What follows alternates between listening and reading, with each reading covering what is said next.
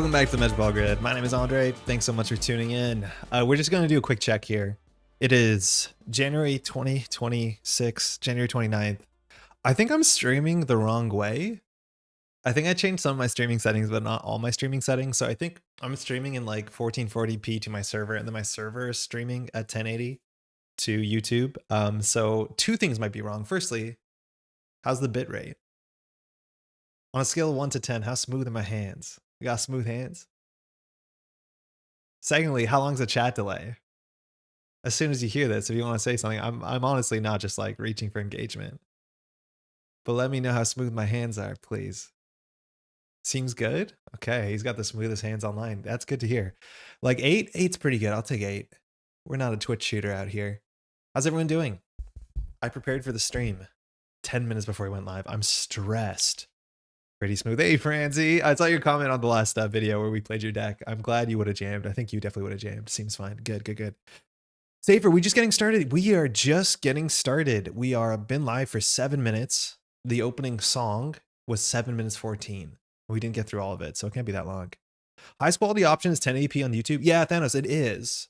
On another channel that I stream to, I only stream to YouTube, so I stream to 1440p. What I think I'm doing is I'm streaming to my RTMP server, which is like a node I pay for, 1440p, and then it's ingesting that and then streaming that out at 1080p. So there's some downscaling somewhere, so I don't know if that's going to goof it up, but reviewing Rascal article. No. Does Rascal has an article? Safer, I haven't heard about that. How's everyone doing? Hey, Daniel. Tom, you are in fact here first. I am also worried.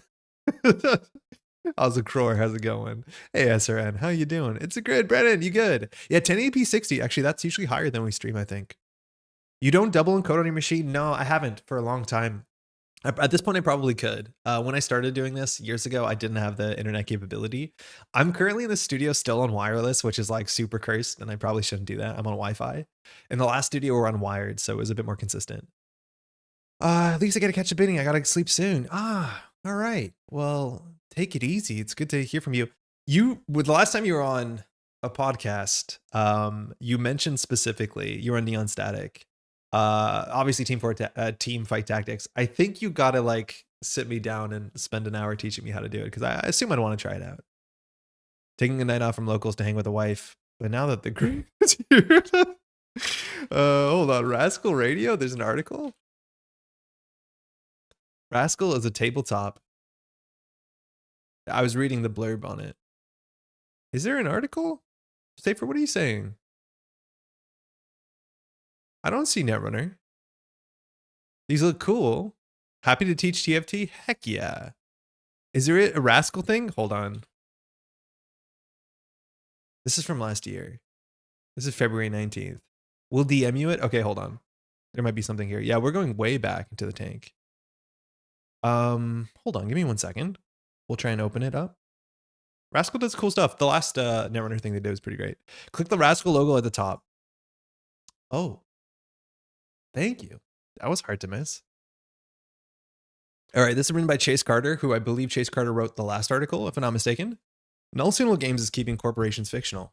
The volunteer nonprofit behind Netrunner is growing and growing up on its own terms. 8-minute read. I think these are the interviews that came from Worlds, if I'm not mistaken. I know Rascal was doing a article interviewing folks at Worlds. I'm assuming this is it, because it's I heard it was coming. So yeah, this must be it. So I can't read all of it because I'm not a paid subscriber, but we can read a bit here. So let's just do this really quickly. Null Signal Games, NSG is an oddity. Oh, Restream isn't working. Oh, that's on me. Okay. Sorry, 1 second. It's fake alarm. Restream is not working whatsoever, so I just need to move my windows around. Give me 1 second. I knew there was something I goofed. Pop out chat. Okay, if you're on Twitch, I probably won't see your message. Apologies, Twitch audience. Solomir, how you doing? Sandarin, how you doing? Separate because I wasn't at Worlds. Huh. Null Signal Games is an oddity among makers of big competitive card games. The producer and steward asymmetrical battler Netrunner is a non-profit company run almost completely by unpaid volunteers. This runs counter to the traditional business model. Wizards of the Coast, the Pokemon Company, Konami are all massive and mostly international companies with advertising appendages to match. In terms of personnel, money, and attention, Netrunner is outclassed. And yet NSG's star has been on a constant rise for 5 straight years. Talking to Rascal in October of 2025, 3 lead members of the organization said their success can be attributed to a combination of community investment and NSG staying agnostic to profit motives. Netrunner's player base is larger than ever. It is poised for another considerable expansion when Vantage Point drops in March, and its 2025 World Championship showcased talent new and old battling amidst a very healthy competitive environment. Such success feels like an anomaly, a dream rapidly approaching sunrise. In reality, the people behind the scenes talk constantly about NSG's growing pains. Community manager and steering committee president Izzy Miller joined narrative director Patrick Sklar and lead developer Ben Safer Jones to give Rascal a fly-on-the-wall perspective into those conversations. I didn't know your last name, Ben. Sustainability must always precede success, and the organization is cognizant of the disaster that accompanies rushing after runaway growth. The more professional we appear, the more people hold us to a higher standard, which is great, Miller said. We're meeting these higher standards, but it's a ratchet where you go up a level and then you're stuck at that level. It's hard to go back down the ratchet. So when we take these steps, we take them really cognizantly. That's a really big point. It is hard to backpedal once there's expectations that are met. NSG's nonprofit model is what allows Netrunner to be so inviting. All cards can be freely printed and used in any competition, from casual FLGS games to up to the World Championship bouts. The organization pays artists and distribution labor, packing and shipping, with revenue from officially printed copies of its starter sets and expansions. This arrangement has worked since NSG rescued the collectible card games license from Fantasy Flight Games in 2019. But now success is straining the limits of their capacity and forcing maturation of both leadership and logistics. A new board of directors will rethink internal processes, while other parts of the organization future-proof their logistics so that the design team can plan 3 to 5 years in the future. The same roadmap that Disney and Ravensburger offered for Lorcana at launch. The biggest example of this change? NSG is switching printers from the print-on-demand make playing cards to Boda Games manufacturing factories in Wenzhou, China, which is huge, Jones said. Yeah, this is the Rascal article. Yo, Jai, how's it going? Oh, this is really cool. You can read more of this if you're a paying subscriber. I currently am not, so I'm not going to be able to show you further, let alone, I think it would be weird if I did and then I just read it for you for free. NSG rescued the license? Well, technically, I think license is not the most accurate word here. They rescued the game. The license is probably not the word that should be used here. Oh, you can subscribe for free at lurker level. Very, very cool. So it's like, I think to some extent, not a big enough stink has to be made about some of this stuff, right? Like the set that is coming out in just about a month at this point, right? We're relatively close to spoiler season, which is pretty cool. But the set that is coming out at the beginning of March, it's a weird set. It's the first time a set is coming out like this. It's not part of a block. It's not a narrative set. It's just people wanting to get cards out, which obviously, like, I think that's what everybody wants. People want just more cards. That's just how it's been for a long time. But I know last year there was like some, tumultuous things going on in Ultimate Games, a lot of like refactoring, restructuring. And I think we're going to begin to see what that means in a really important way, probably this year. That's my guess. I'm assuming it has to be this year. Whether this new set that we're expecting in a month, what that means for the future of the game too, of how sets are developed, like it looks like everything is changing. I'm assuming, and again, some of the titles you read in this article didn't exist a year ago, that things are going to be quite different. Obviously this changed to Boda Games manufacturing, like from what I've talked to folks at NSG, like this is one of the biggest deals, because if they're allowed to, like, if they have better control over distribution, if the price of printing goes down by a factor, which I believe it will, like this opens up so many different avenues for publishing and distribution. Like, you think like, oh, the big rotation was the biggest deal, System Gateway is the biggest deal. And some of that is true. But there's a big chance that like this year can be the biggest deal, like where you start to see stuff in stores everywhere, where we get more than one set a year. Like that sort of stuff is set up to pop off this year, if not the next. So I don't know. It's really, really cool. It's really, really exciting. As much as we're in the quiet period to some extent, I do think the loud period is going to start soon. Preview season cannot be soon enough. I think I've heard preview season should be starting relatively soon. They've reached out. I might have some cards as soon as this weekend to start working on for preview stuff, which is awesome. So you could start it now. They're just trying to hasten the rotation of my beloved Ashes cards. Honestly, power to them. I think they should rotate Ashes. I think if the new set comes out and they just said, oh, by the way, we're rotating Ashes, everyone will high five. It'll be sick. Sorry to all the Ashes lovers, but I do think also this rotation is going to unban a lot of cards, and I'm pretty sure that was said publicly. So that's also going to be exciting if you just want a bigger card pool, which I think we all will. How dare you, Franzi? We gotta let these cards go. They don't line up with modern no signal games. They are proto no signal games. They were like the first set. We can't have the companions forever. They're kind of messed up. We gotta stop. We can move on. We can do something different. Not my simul chip. Look, you're losing your simul chip. I'm losing my ads. So we'll all figure it out together. Fully operational, red level clearance. There's a lot of like really cool cards in Ashes, but then there's a lot of cards that just don't feel like they make sense. They feel very, very different than what's going on modernly. Are we going to be playing some of them today? I mean, some of them for sure. Ashes can go, but I want a bigger card pool too. Yeah, I think that's the biggest issue, and I have no doubt No Signal Games is aware of that. Ben, how's it going? Is that we do all, I think, want the card pool to be a bit bigger. It's the smallest it's been in like a decade, outside of just like the core set. But yeah, I don't love Ashes. I welcome Ashes rotation, but more cards for sure. Yeah, I think that's where we all mostly all fall, right? Gotta print a new Muse like simul chip. Like they'll do it again. I'm pretty sure there's always going to be a space, hey Nika, for a hardware that brings things back. We cannot shrink the card pool for a long while. I mean, you could. You could. 3 more sets. I mean, if they come out in 1 year.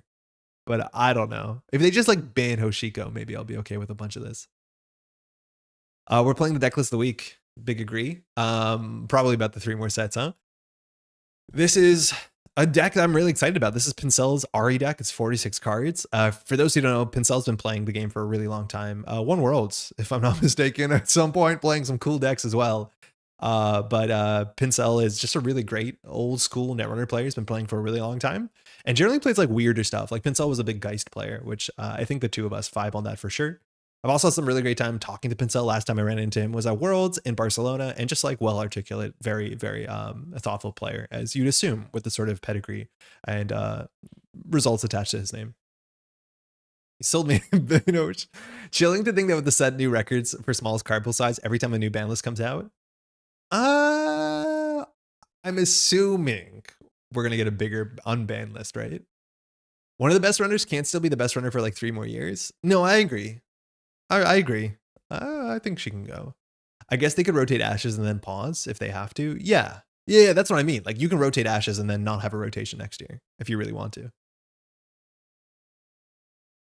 So this card or this deck is really interesting. It's an Arissana deck, which is an identity that we've largely dismissed in the last meta. Arissana didn't really show up at Worlds and do anything, and yet Pinsel is doing really, really great with this deck. Shout out also to Pinsel's Corp deck, which is exactly the deck I wanted to see Pinsel play at the CBI, and he played it really well. The sort of like footgun, HB, fast advance. Not fast advance, like never advance, a bit of fast advance, triple nano management in fact. The game that we watched, so I did a bit of the stream last weekend. I was under the weather, so I didn't really talk. But I did the first half of the CBI finals, and the first game is like Pinsel playing HB, just scoring behind a single ice. It's ridiculous how like straightforward and honestly not that intricate the game plan was, and that it actually worked against a Hoshiko who could not break a scatter field by the time it mattered. But this is the Arissana list, and it is just kind of doing Arissana stuff. Arissana lost a lot of important Trojans, and I think a lot of folks think, especially with the console that I don't even remember the name of anymore, as much as I think it's a ban me please card. The ability to install things at instant speed doesn't seem to exactly be Arissana's shtick, as much as that was always a Shaper thing. And this list, I think the one card I really want to talk about, and this card, we haven't really seen it. It did win Worlds. And the list used to have 2 of these that won Worlds, and they cut them for 3 pinhole threadings at the somewhat last minute from my understanding. But I do think this card is maybe like kind of messed up, like straight messed up. I don't get this thing. It's a card that we're not at the point that people are icing up R&D turn 1 against Shaper. And for what it's worth, like even going into this, Shaper had more HQ pressure turn 1 if you wanted to burn her, which is not really a play pattern you see in modern competitive Netrunner. But this card says run R&D. If successful, install up to 3 cards from your grip, paying 1 credit for each. This payoff, and as much as you need the hand to support it, there are a lot of hands where this doesn't work. This is 7 clicks in a single click. It's the run and the axis, as much as you're successful, and then 3 different installs with 3 cost reducers, like 3 clicks for a credit. This is 7 clicks for a single click. I think just about every game where this is fired to full effect, the corporation loses the game on the spot. I don't know why I feel so strongly about this, but like Modern Shaper, their engine is about installing all of their cards, and they have so many good, really cheap cards. If you watch like how Pinsel plays this, you can watch some of the replays. Like it's really just very, very smooth. The idea that like your economy in this deck is based on environmental testing, which requires you to install, 4 other cards. The fact that you can get an environmental testing down for 2 credits and then install 2 other things cheaply, it's absurd. It's really, really, really good. I don't know what you're meant to do against this. The idea with Arissana too is like Arissana can pressure R&D as soon as turn 1. It's not seemingly super relevant in this deck. Like I would expecting to see like a Slap Vandal deck that can get through 1 ice on turn 1. But this is running like 3 Propeller and a Rising Tide, which we're actually seeing like multiple Propellers in most Shaper decks at this point. It's just one of the best factors in the entire game, let alone with the recursion. And then we have like a legitimate mid to late game Breaker Suite, which is really quite good. Euler is our only like downside, and you have to recur this, but we have so much recursion. Cool things, the other stuff we're seeing, like Chromatophores means your Propeller breaks anything, let alone whatever you have gets broken anything. That's pretty good. Compilation is the best HQ multi-axis I think in the game right now, and Shaper being able to pull it at the right time. Not only is this one of the few ways to deal with like measured response spam, which is incredibly important in the modern meta, and Devidata Drone is just showing up. Pretty Mary is just showing up, which I did play these cards when I played at COS at Worlds. I was playing a much cheesier deck that wants to do it. But understanding that this card is just like seemingly better because maybe it's cheaper, it's faster, it's recurable compared to Conduit is super cool. And I think this card is like undersung. This card's actually really quite good. We also have Hush, which is awesome. I think there's a lot of decks where Hush is really important. Against Wayland right now, Hush seems super, super important. I think maybe only against LEO, maybe that's not the worst thing, but I think this probably has a good LEO matchup. I'm assuming it will. Illumination is just Rashida for runners? Yeah. Yeah, it is. And you're also Shaper. Like you have the way to fill your hand to make this playable, which is pretty awesome. People have been insta-icing R&D against Shaper because of this list. Yeah, I have no doubt. This week, people are playing a specific way against Arissana. If you match into Arissana on JNet, like the chance of it being this deck is so high, which doesn't help the deck. Obviously, you don't have that surprise angle, but yeah, you definitely need to ice up R&D on turn 1. Mac, how's it going? Pinsel dismantled me on stream at EMEA Pod with this deck. I don't know if I saw that one, Jai. This deck is fun to play, but I like having a console, I think. I'm not sure what console you'd play. And I think there were some comments in this write-up talking about what console you could play. And I do think DZMZ is like just such a good card. Because of course, cheap installs, this also cascades on the turn that you Illumination. You can install this first on something else. This means you can fire the Simulchip on the corporation's turn, but that's not super relevant because Simulchip already makes things really cheap. We don't have SMC in this list, and that's actually a big reason why the deck doesn't have some things you'd expect, like Azimuth. So our only tutoring, which works a bit better with Arissana to some extent, is Muse. And Muse you can install to go get the Trojan that it gets hosted, and that's all good and fine. We do have 2 Knickknack, which is also quite nice with the whole engine because we're all about installing a whole bunch of cards. And then finally, we have like really good HQ pressure. You don't often see this in Shaper, but having strong HQ pressure when you have that Shaper U makes a fair bit of sense. Whether you expect to see that Beatriz so you can run HQ to make it an R&D run, maybe that's a bridge too far, but it does make sense. Or an Eru, right? Fencer, that's technically your ass attack, and I think assets are maybe the thing that can run this down, but if this deck is running with Knickknack and Arissana, you're doing everything at instant speed, which is good. Andre, who never installs a DZMZ/J, I mean, I like this card a lot, actually. Hush on Envelopment is the funniest thing possible. Yeah, Echo too. That is a really wild interaction, and it actually really mattered in one of the games I think we watched on stream. It was a very, very cool run. I guess we can talk a bit about the Scrubs decks, but the Scrubs decks have been producing like really gross gameplay on the stream the last little while at like the EMA top cuts. I think we saw multiple games where the idea is like, okay, 1 Bast Chiriboga slips through, and then the corporation scores out of Basalt Spire, and then the game is just like hella cooked. Where the runner basically has 1 turn where they can run everything because they know the next turn they're going to die to like double to triple measured, and they can't stop it. I thought we saw the exact same thing off of Pinsel, and Pinsel's game was like really interesting. I think finding the second envelopment was like definitely a problem because it stopped like the compilation to swing HQ play, which was alive and well. But we also saw it from like criminal players. It's like once they score the Basalt, the game kind of grinds to this weird halt where you have to be quick because they can fast advance out maybe in 2 turns or you lose. And for what it's worth, I think the Scrubs line is you actually let them try and fast advance out because a lot of those decks have like only 3 2-pointers.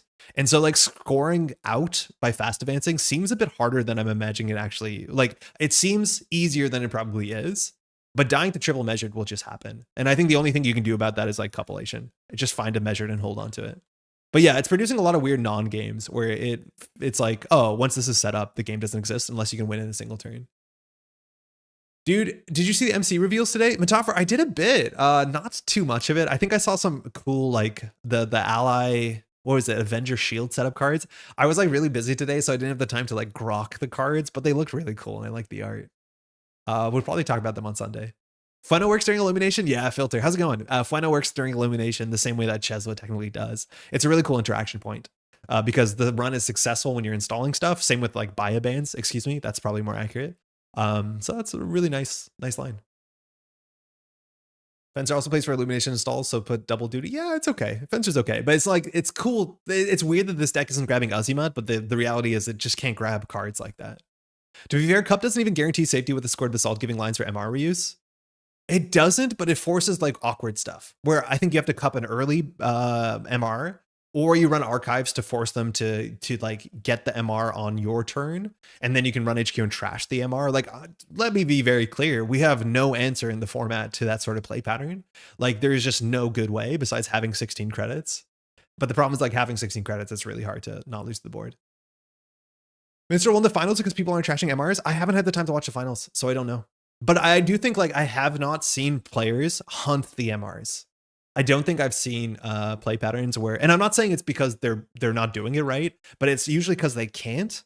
But I don't think I've seen a play pattern where, at least to me, it felt like they were specifically hunting the measured responses. It's usually just like, oh, okay, I got to set up my twinning and then try and win that turn, which is like probably not going to convert. I can't tell. I don't have enough experience. The art brief for Basalt Spire, where this is building hates you. Yo, I've talked to folks at Nelson Games. This is like a bummer because the art on this card is really good. But the problem with the art on this card is you can't tell the scale of this building because the frame eats it. I really hope one day we see the full art of this because you can see like the beginning of trees and buildings, but you just can't tell what the full art is. I'm pretty sure this sort of frustration led to like the new agenda frame in the new sets.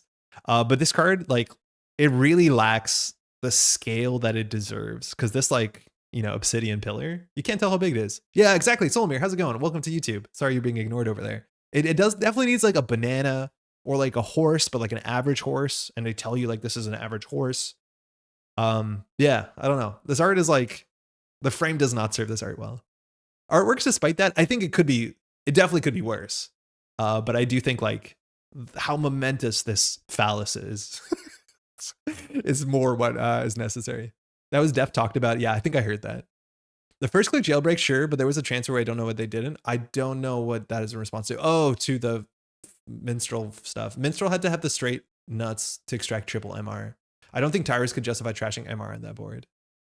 Momentous phallus. Andre, do you have a card that you want unbanned? Oh, that's a good question. Shadow, how's it going? Let's check really quickly. I think this is updated. Ban lists standard. We're talking about startup, right? Cards that I want unbanned. Okay. Engram Flesh, no. Gold Farmer, no. Sting, yes. I would be excited in a world where Sting could be unbanned. I do think Ayuko, obviously that can't be the case, but I'd actually like a world where Sting is unbanned. And some of that is because we have an alt art for it. This alt art that we made, mind you, for America Continentals last year that Oda Nuvo commissioned from Scott Aminga, we got it printed on card sleeves, so that's gonna be fun to pick up. I paid for my card sleeves. Anyways, Sting, okay. Probably not Bologna.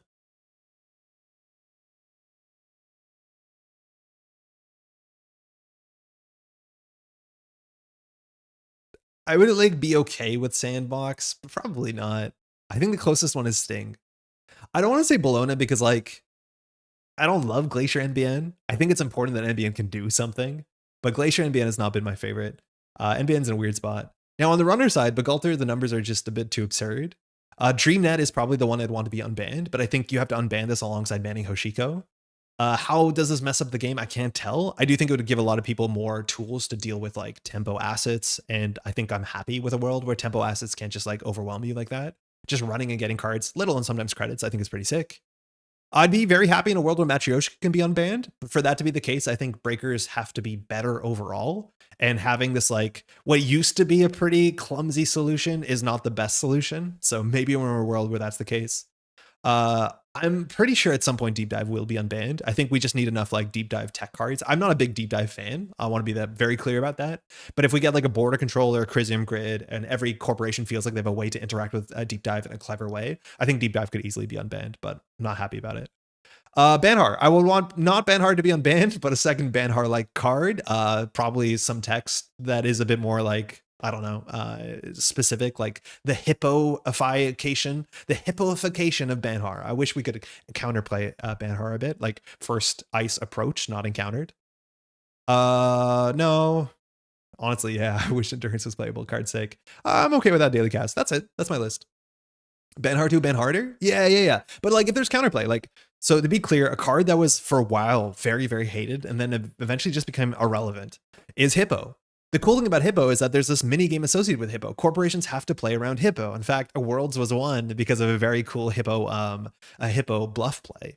The first time each turn, you fully break the outermost piece of ice. So a lot of times what you would do is you would put your good ice and then you just put some shit ice in front of it and never res it. Because as long as your good ice that you didn't want to get destroyed was protected, it couldn't get destroyed. I think that's sort of like positionality that rewards forward thinking and corporation planning. It doesn't exist that obviously in this game. I do think like late stage building ice suites and putting your like Boomy on HQ and your Boomy in archives, like there is stuff in the standard format where that does get explored. But I think like, yeah, just give some more text, as much as it would still be a very strong card against like fully operational. Cass, what are we even doing? No, you don't want neutral economy to be that boring. Why is Project Vacheron banned? You sprung the trap card. Blame changing. A couple reasons. It's not entirely this, but they hated Sam because she told them the truth. The short of the long is if you have a deck that can just win fast enough, you functionally have 6 to 9 points that don't matter, right? The idea is that if you have an HB deck that just goes fast, you can win the game before the text on this is relevant. It means that you just have a corporation deck that has like 14 points. You have to steal 7 of them. That's what it came down into in certain metas. That's not necessarily the case, but it is just a nightmare to have this in a remote server. We also have no way to trash agendas anymore to get this into archives. You used to be able to imp this thing. You can't do that anymore. But yeah, nah, it's just gross. I don't think it's also that fun. I think it makes real weird grinder stuff. I'm not a big fan of it at all.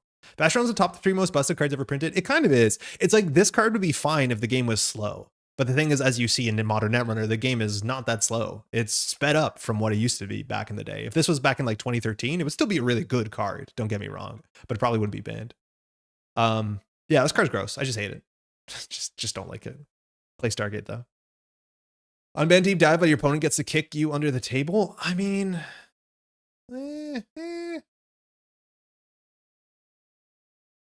Hey Ren, moshing M-ban would be nice alongside Hoshiko ban. Also, hi. Yeah, I don't know. I think it just goes against like what Null Signal wants from the game right now. And I do like this. Like the idea that you have a bounce back card from such low credits, like a runner can go from 0 to like 5, you know, moshing away a steel strike fund is something that's really hard to play around. And I do think this game this game, like most games in theory, are a bit more interesting when your opponent is a bit more predictable, where you have a scoring window, right? There's still game cards that violate that for sure. I'm here for the spire. Hey, Aris. Is Restream broken? Yeah, Solomir. I saw your message. Unfortunately, it is. I think there's a chance that this is like a cool Anar card. I think it's more likely we'll see a card like this that allows you to destroy to push yourself forward, but might have different costs associated to it. I could see that being like an Anarch staple. But yeah, maybe Moshing is just not it. The Moshing is a really cool card. And you're right. Maybe without Hoshiko, it'd be cooler. There's also exactly one way to trash Vacheron's Carnivore. Yeah, or Stargate. I guess there is Carnivore. I forgot about that. We can't imp it anymore. You cannot trash agendas with your little guy. Anyways, Cleaver unban is ridiculous. Never. Imagine having agendas that do things, but that's not do things. That's imagine having an agenda that doesn't do anything. Like when we talk about our agendas doing things, I don't think that's what we mean, right? Like we don't mean global food initiative. We mean an agenda that you score that has a powerful ability, like proprio negation, an agenda that changes the game, not, I obviously have no idea how to spell that. Proprio? Yeah. Not a thing that just like fogs the game. Oh, still Daytona to run archives? Yeah, let's go. Man, I really wonder if anybody in Null Signal Games has any interest in making Daytona a better card than it is. I genuinely hope they don't. All right, let's play this list. It's going to be interesting. It's going to be hard. I'm never on stream the best Shaper player and people make fun of me and that's okay. That's fine. I think I'm better at it. We opened this conversation talking about how much we hate Basalt. Yeah. Basalt is like one of the agendas in the format that really, really, really matters. I didn't say I hate Basalt. I actually never said that. I just said that Basalt, what I've noticed is we saw a lot of games streamed where Basalt is creating these end game board states that are like false lead-esque. And I don't think anyone was excited about false lead-esque board states. Proprietary negation is a bit more interesting. Import. Pretty sure you won't install 2 resources on 2 tags against a tag agenda? That's what happened last week, huh? It is a great card in 1 in 100 game Détente slaps. I haven't seen that game yet. But like, I haven't played 100 games this year. I'm tracking my Netrunner games this year. The ones I play on JNet. I didn't last year. I only tracked my paper plays, but now I'm tracking all plays. So at the end of the year, we'll have good statistics. So after every stream, I'm like opening my BG Stats app and like getting all those tags in, telling you what format, what faction, what identity. Détente is so close to being absolutely cracked. I'm pretty sure it was like busted in playtest, and then they just like decided to take all the teeth off of it. Basalt allowing my opponent to play 3 measured is unreasonable. Just have 16 credits, fool. If you had 100 haste vids cards that are good in 1 in 100 games, you'll always have a good deck. Yeah, well, no, maybe. Depends how good. All right, let's see an op. Oh, BTL. For breakers, we don't have a Gauss, but we do have a late game Rising Tide. We have no idea what sort of this BTL is. It could just be like clearinghouse, grind, chlorine, flong flake. I mean, I guess.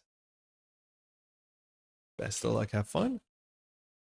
Okay, we have a knickknack, we have a fencer, and then we have all these cards that don't seem that great. Rising Tide, we want to draw in the mid to late game. Fizerum is really good if we ever encounter a Mess and Chesvo. Coalescence is technically a coalescence to knickknack. Do you think you keep this? We're in for an hour game. It could be. It could be 6 agendas, which like wouldn't love that. How's it going, by the way, Pickwin? I think triple MR is a messed up win con and too frustrating to play around. MR is a bit of stinkier than I think people want it to be. Hey, Eric, I think I missed your message before. Play this deck versus Jello Shots last night. It's a bunch of fun. Yeah, I believe it. I mean, Penny Shaper's still way better than any other faction consoles too. I'm not sure. Maybe. I mean, we don't have a console. Why not? Why can't we keep this? Last and Desperado. Hermes has done irreparable damage to the Crim console meta. I think... Are we just getting a hostile? What is this? Oh, green mail. Okay, so we're going to be playing big old sentries. It's a good thing we have a Fizerum. Greasy kept. So I think we're just going to do Knickknack Coalescence run HQ. We could use our ability to install the Coalescence, but the trigger does not work with Knickknack. So we'll run HQ to get a read. Oh, can't sell himself. Ritual for next turn's good.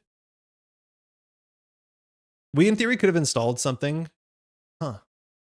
That's not good. Has Crim ever had a real console choice? Yeah, there was a time where we argued between Paragon and Penny Shaver. Paragon won. I'd rather trash this now than later. And I think we'll just install a Fencer Fueno and pass. Security Nexus, best Crim console. Honestly, run. Very true. I wish I played 2 Penny Shaver instead of 1. Hermes was a brick at CBI. I think Hermes is like almost always the console I want to play in Criminal. I think Hermes has done irreparable damage to the existence of never advance in this game.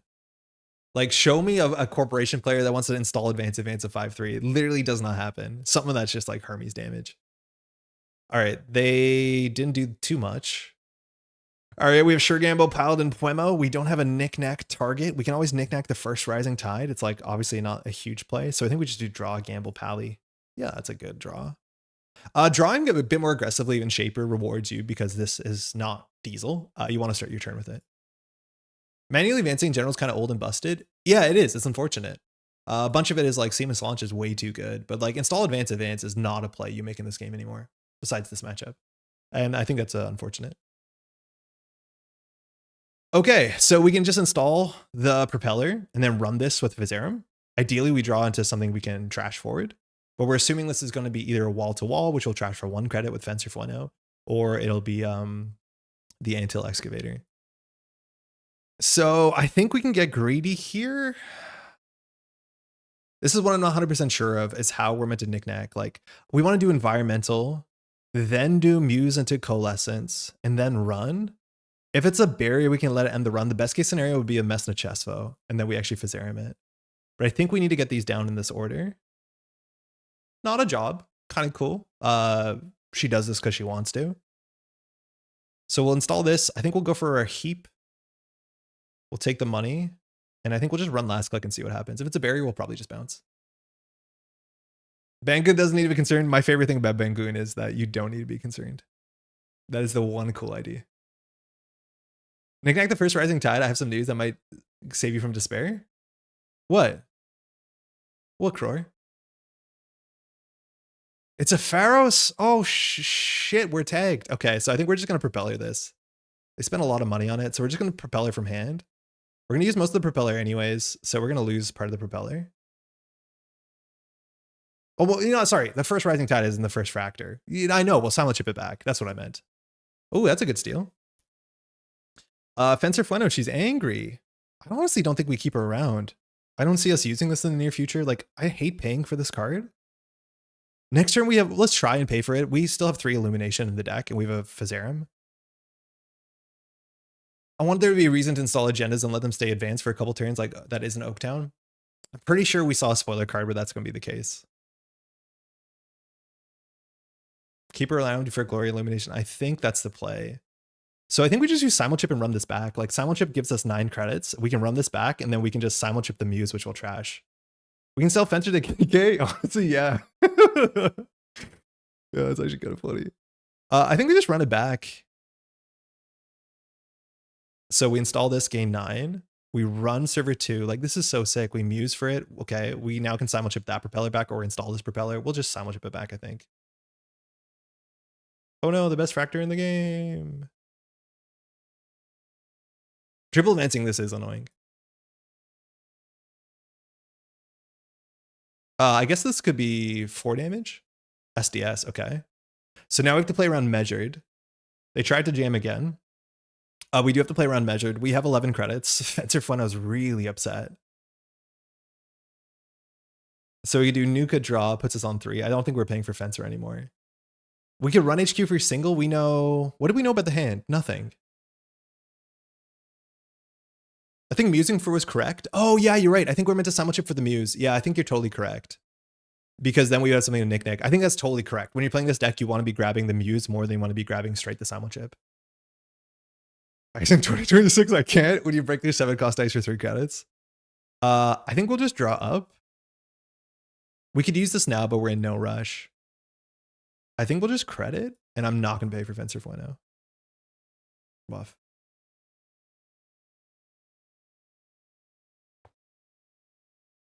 No one ever IAAs more. This deck will IAA. For sure it will.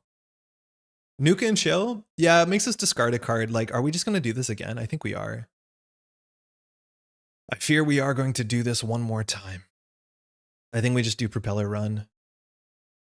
You're meant to KK it? Yeah, I don't want to pay credit to KK this for a card. So I think we just do, we could do Nuka draw. We can knick-knack the Nuka. I think we don't knick-knack Paladin. Knick-knack some fish. Pretty sure mammal. But I think we just run this. And we don't knick-knack. I mean, like, I'll bite. When all you have is a propeller and all they have is barriers.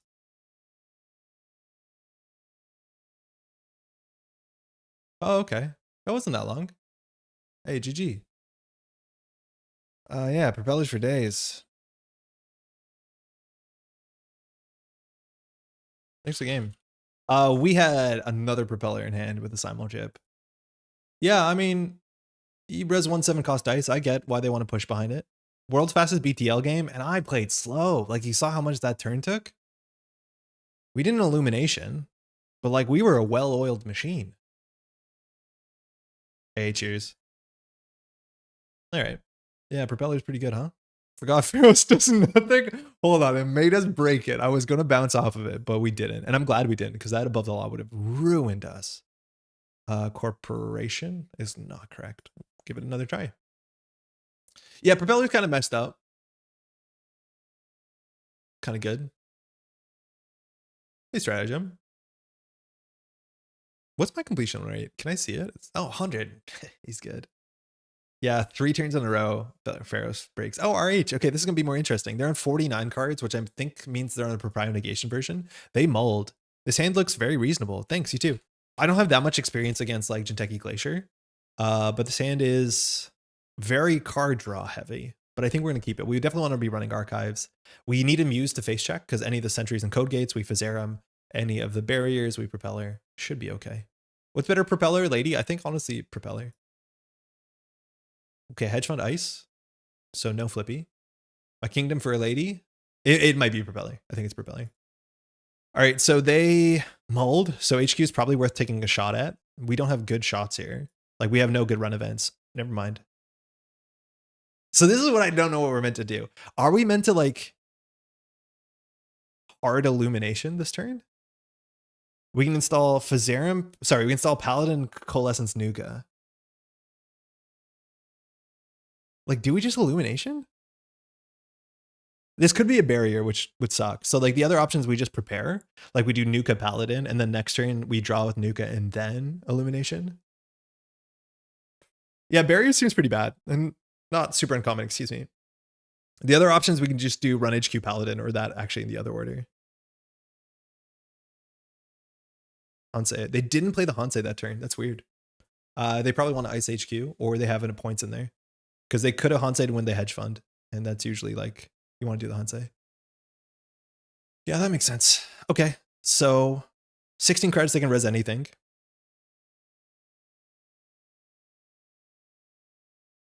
So we can install DZ, Nuka, Cole. I think I'm just going to send it and see what happens. If they res a barrier, it's not the end of the world. A Bow 2 actually would be pretty bad. Oh, fake window. Okay, that's expensive, but we can deal with it. So we'll Phaserum on it. We have to break this for 4, which sucks. Now, the thing that I didn't consider is we don't have the window to take the credits off of Coalescence. So we'll get our 17 clicks in a single run. So we'll install the DZ first for free. Then we'll install the Coalescence. We're so going to die to a bite. Nuka, Tattoo Bulla. Okay, pretty good. We might as well take the money. If we run archives, they could res something big. I don't think we need to. I think we can just do Nuka into Creative Commission. We have the Oiler, which is really good in the Vampire Nasa. They might just take a turn here to purge, but singles on R&D for 4 credits is not particularly compelling. We couldn't let this fire because we needed cards in hand for the thing. Meow, meow, Cult, how's it going? Cool. I mean, that was 7 clicks. That's absurd. Like we are, it takes us our whole turn to install 3 cards and we just did it. I don't know what this is, humanoid? This has to be a humanoid, right? Let's find a Muse. Okay, that's good-ish. Okay, so now we want to do environmental, knick-knack, and then we want to do the DZ. We could install the Oiler, obviously not great. This might be a null-run turn. Feels like a cost on an HR. It's only a single card, though. I'm assuming this is a humanoid. So I don't want to show the knick-knack that we want to run HQ because they could ice up. So I think we just do environmental, simul-chip, creative, and don't use the DZ, which like hurts.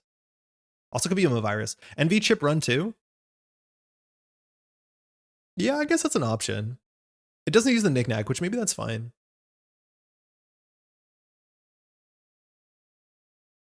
What are we expecting to pay to break this? We think it's a Tattoo Bola. I think resing the Tattoo Bola is fine here. If anything, we want to run archives. We should really have been brave and did last turn would have stopped the Hansei. Yeah, I think so. If they res this, we would have stopped the Hansei. I think they wouldn't have resed it. But yeah, I think this is a humanoid and a Tattoo Bola, which like making them res the Tattoo Bola is not super relevant. We could run archives, but if the humanoid, I don't know. I think we'll just do the greedy setup play, which is like knick-knack, environmental, creative.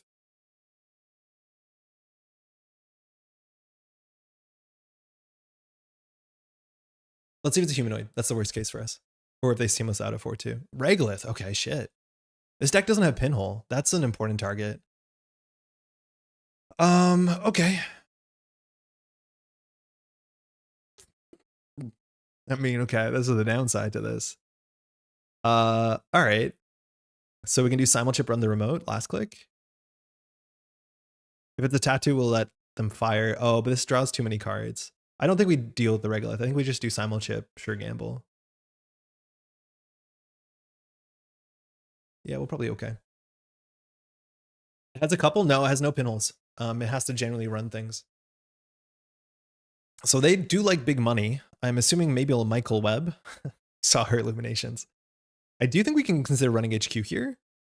Installing the echelon is okay. If we install it with a simul-chip, it's fine. We don't need it. Here, if we run HQ, we're going to be on 8 cards, and then we can do a double install.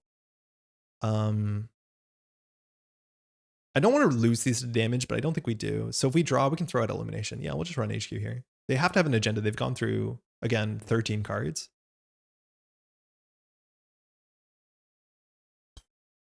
That's a good one. They might have another one. Again, they've gone through 13 cards. Their deck probably has 9 agendas. So there's probably another one in there. Otherwise, though, we have to install cards. So like we want to use the DZ, so we probably just put down the propeller. No surprise, we have a propeller. And then we could do last click creative commission, or we could just install a simul-chip because we don't need to show them. We like going from 16 to 20 is not super important. We don't have access to something to knickknack next turn. So this for free, and then I think we just install this and we'll throw out the 3rd illumination. We do want to make sure we're camping the remote server, and like even just checking HQ to get cards out of hand for Anoetic kind of matters. Running down Anoetic is actually really important. And that's a good thing about cards like Euler is that it can run down Anoetic servers because you break really cheaply the turn it matters. Michael Webb costs 8 to create. Break. There's no turn where you break a code gate where it's not an off turn. Like you always want to have Euler on your on turn. Speaking of on turn, they haven't purged, but like Vampire announces whatever. We could run HQ here. Worst case scenario, we have simul-chip flicker. The problem is like, what are we doing for knickknack? Like I could see us installing the echelon for 2 just to knickknack it. This will come in at 2 strength, which is not particularly great. We're expecting to want to break at least Saisantan, but more likely a teeny. Not a teeny, sorry. The one with the anime face. You know the one. I do want to run HQ here. They've drawn through 14 cards. Thinking. But slightly ugly. We have no card draw besides this guy. So maybe we just hard install Euler run, and then we have access to simul-chip it back. I think that would be reasonable. Oh, but no, if we're pawning it right away, that's like super silly. We got too much money. That's all we got. Maybe we just do nothing and we play Shaper Control. Like we do to draw. That's good. We should run Archive for this point. Yeah, Muse is what we want. And I could see us simul-chipping a Physarum for a Muse. But I think here we just like play a Breaker because it hits DZ and Paladin. And then we just creative because you want to do last click. Like the creative's not super important here. But we're going to run down the server. Simul-chips are mostly for bouncing Euler. It depends on the matchup. In this matchup, bouncing Euler seems important. We might have to bounce Propellers because we have not an amazing way eventually to break a 6-strength boat too. In some matchups, you just bounce Coalescence Muses, Copulation, stuff like that. Okay, I think we can just hard Euler and run this. We will Physarum. Sorry, we'll knickknack nothing? Unadvanced card. They might be on if they're on Sisyphus, they could be on Seamless. Like that's the Cable Carnage idea. But Cable was playing 44. If we install this Euler, they probably don't res. So I think we just, yeah, we still do it. Let's draw once. I mean, it helps with Echelon. I think we just don't sell anything. We have enough credits. Yeah, I'm not selling anything. There's an Atini, so we break Atini for what? 3? Seems good. Cable Carnage plays MIC and Onsell. That's the tattoo that we knew about. We will break that. They can get the swap. This should be like a La Costa. It's a bite. We lost Copulation Pretty Mary. Losing the Pretty Mary sucks, but yeah, they're apparently on bite. We have no reason to trash this. The worst they could do is put a Holloman on top of it. Man, hitting the Pretty Mary does suck. But yeah, they're on bite. Yeah, got him for sure. I don't think we trash this. I don't expect them to be on Holloman. If we trash this, it doesn't really change much. We'll just remove the tag. Okay. Played. Yeah, I mean, I guess. I think they knew that we were going to run this, so I'm assuming it was just a La Costa to keep us bitty. But we definitely should be running HQ. Euler now kind of stinks, but we'll flicker it. We definitely need card draw. When this deck decks out, it decks out. Like, we have to win with our hit points, which is not surprising. Okay. They didn't advance that. I want to run HQ more than anything. If we see a seamless launch in HQ, we can come back and simulchip it. Oh, that's perfect. That's exactly what we want.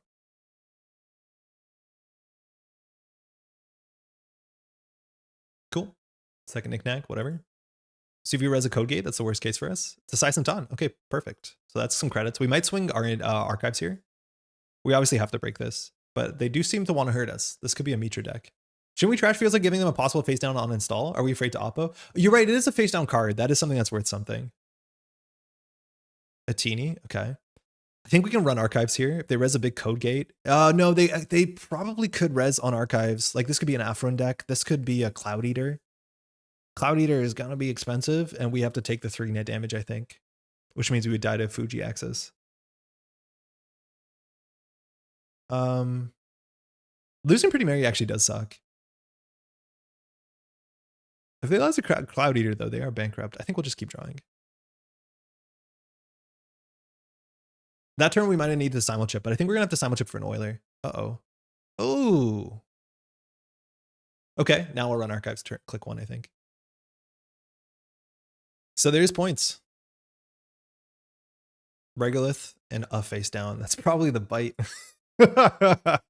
You know that's gonna be the bite for sure. Okay, I think we can just run archives, click 1. I don't think we really care what it is. If it's a Cloud Eater, they're bankrupt. We're not going to sell anything. Eventually, we'll sell the DZ. At some point, it doesn't really matter. We just wanted the face down card. Empiricist, okay. We break that for 5. 6. 6. That's fine. They spent 8 on it because of the flip. Oh, they didn't shuffle the bite back unless it's another bite. Okay, so I think a player here would like set up a compilation play, but they are soft. This is the turn that we should be aggressing because they've spent a lot of money resing stuff. Oh, excuse me. Are we good? Yeah, we're good. They spent a lot of money resing stuff. So we have a window here to pressure. The problem is that our pressure is a single unless we want to simulchip for like a Muse into a Devadata drones. The problem is I don't want to do that because I'm a coward and I think I need our Oilers, but we have like 3 Muses. These Oilers shouldn't be that hard. I definitely can see us running HQ for a single. Oh, that's really good. I think we do Muse into Copulation and then we run HQ. You want to do it all in the same turn, but I don't think they can stop us. They'd have to jam the agenda. We have an MU issue, but the Physarum is garbage.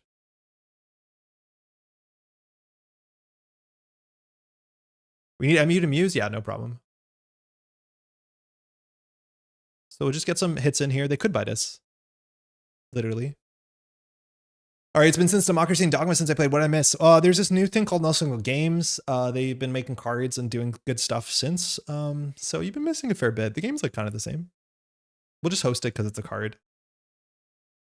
So now they have big pressure on HQ here, and with 4 credits, there's not much they can do. If they do like credit Hansei, maybe that's a play. It's expensive for us to run archives until we set up all our breakers. We need MU to Muse. Yeah, we'll clear the MU. But now anytime they draw, it's a risk because we can just send it HQ. So if they have an agenda, probably goes in the remote server. Looks like it doesn't. So they're going to discard a card.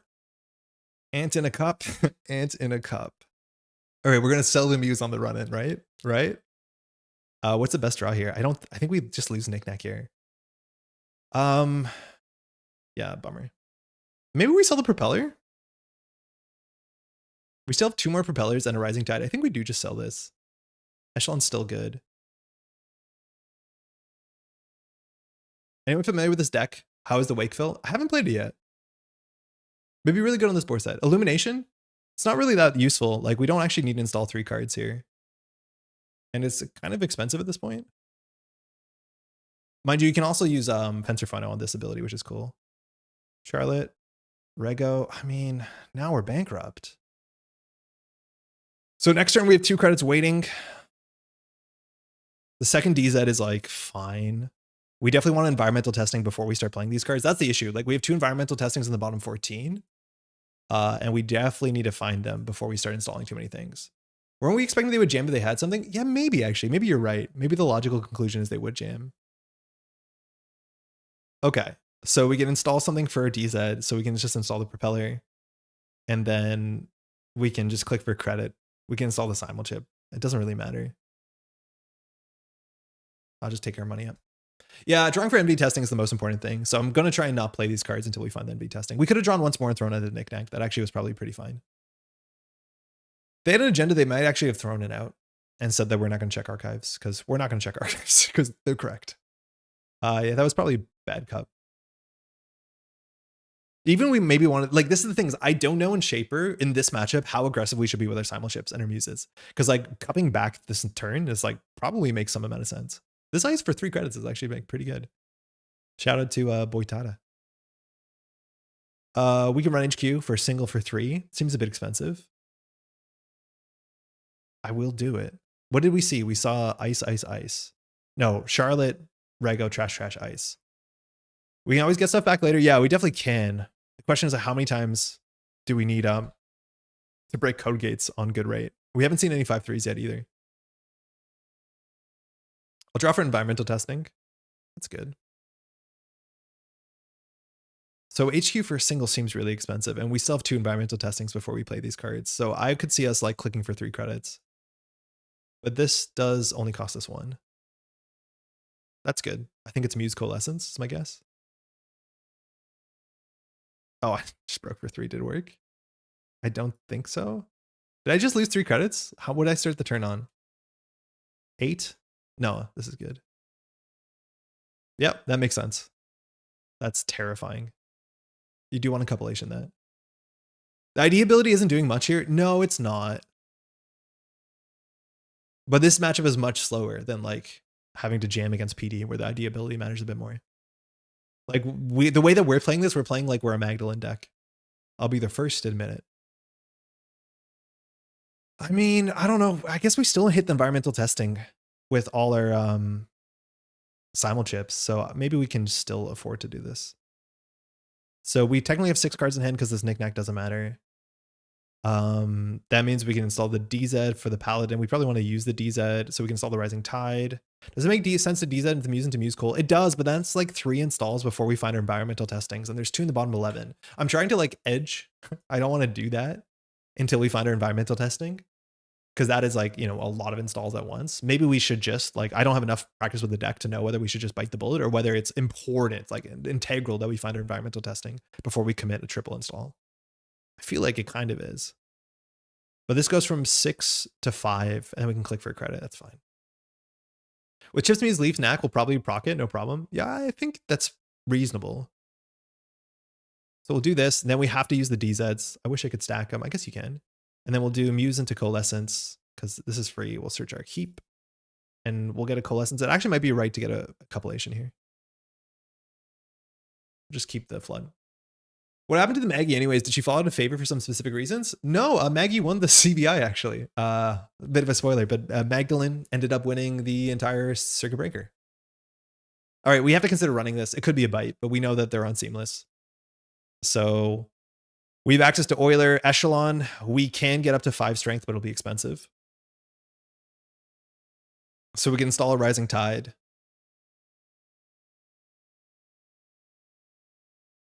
We'll have another card in hand randomly. But we install the Rising Tide. Echelon will be a 4. It's not perfect. I think this is a Spin Doctor and this is an agenda. Yeah, I think this is a Spin Doctor protecting the agenda they discarded. What's agenda suite here? I'm not 100% sure. It's like Sisyphus, Fuji, Longevity, probably an Off-World Office, or Proprio. I just don't think you play Proprios and Sisyphus in the same list. But maybe they jam here. I don't know. I've been doing a really bad job reading them. The thing is, like, I don't know what else we would do with our pressure.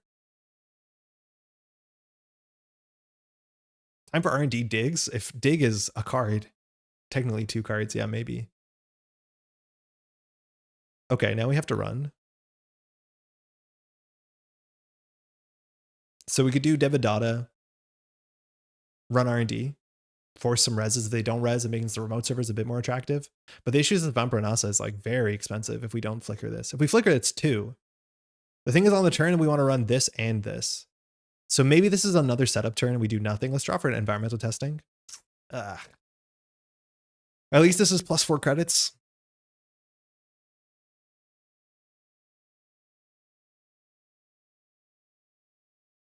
I think we actually need hit points, so we probably don't throw out the knick-knack. I can't read them. If this is an agenda, power to them. They got us.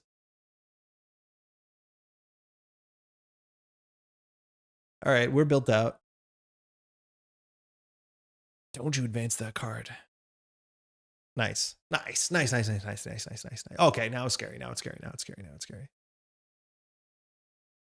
Single advance. Okay, so the read is could be 5-3. It could just be a Charlotte that they'll get whatever they want off of it. They've discarded cards. No longer think there's a spin doctor. So I think we do contest this. Yeah. And we sell this coalescence. We probably flicker the Oiler, which again, 2 environmental testings on our bottom 9. Hate it. But I think we just do it. If we install this Rising Tide, it doesn't make a huge difference. It means that we don't eat our DZ-MZ trigger. The difference is we can get through 2 barriers. We could sell the Oiler. Oh yeah, we do sell the Oiler because we're definitely going to bring it back. We might as well. Yeah, you're right. 100%. That's right. Good catch. We always sell the Oiler. Yeah, I'll bite. Literally, if you know what I mean. Oh, Fencer. Just in time, right? Okay. So this is why doing the Rising Tide, at least if it's a Botu into the one that we swap, we're in a good spot. So now we also want to run R&D this turn. Maybe we should install the drones first because we technically just ate the DZ trigger, which is like not perfect. But we think this is Tattoo Bola. Oh. F, we should install the Rising Tide for sure. Oh no, we can still break this. They're down to 4 credits. Charlotte, okay, so it's Lacosta for 4. In theory, this is too expensive for us. In practice, it's too expensive for us. They're still in 7 credits, so running R&D could still be expensive. This run only cost us 8. It's still pretty pricey. I think we have to swing HQ here, though. Like, they have to have an agenda, unless they're just in archives. Issue is like we're over MU. So like we could simulchip to throw out the propeller, which is useless. In theory, it's something you can knick-knack next turn and grab a compilation and run twice. Then we're destitute, like literally destitute. We have no more creatives, no more gambles. So like our burst economy is just like coalescent stuff. But again, I don't know how many simulchips. I think we should be closing the game more than we should be like trying to play the late game. So I do think we have to swing HQ here and just like compilation. Already potentially makes them broken, only costs you 2, right? Yeah, this turn, you're right, it is very cheap. I guess it is right. The thing is like the game is in hand. Like they clearly have to have agendas in hand. They've drawn through 25 cards. We've seen 2 agendas, admittedly 1 shuffle back. So like, yeah, you can go R&D, but running HQ is where the game is.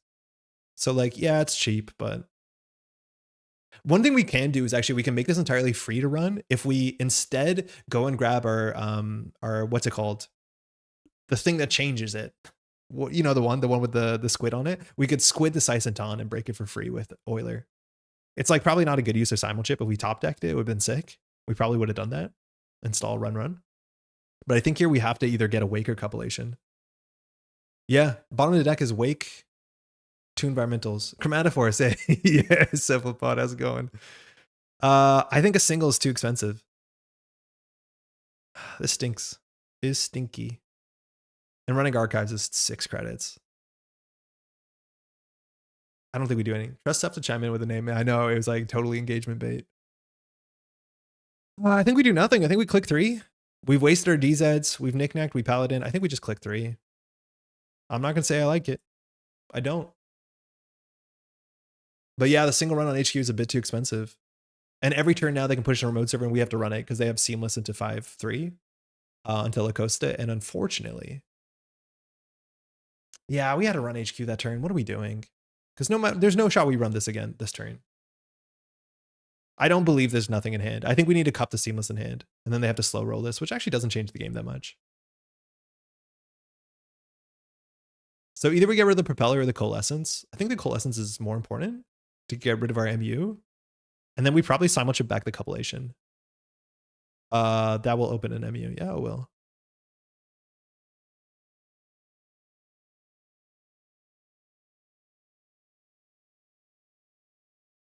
I think this is a narrative install. I don't think it's a real install. Call hardware. Call program. That never flatlines us. No, actually, yeah, it never does. We have 6 cards in hand. What am I talking about?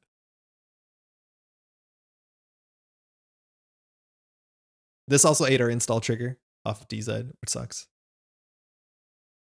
No, I'm gonna go back. I'm gonna go back.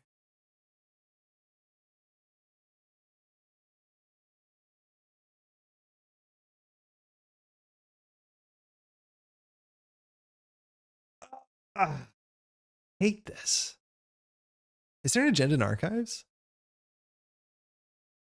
Now, Fencer will make sense eventually with compilation. We know there's one seamless in there.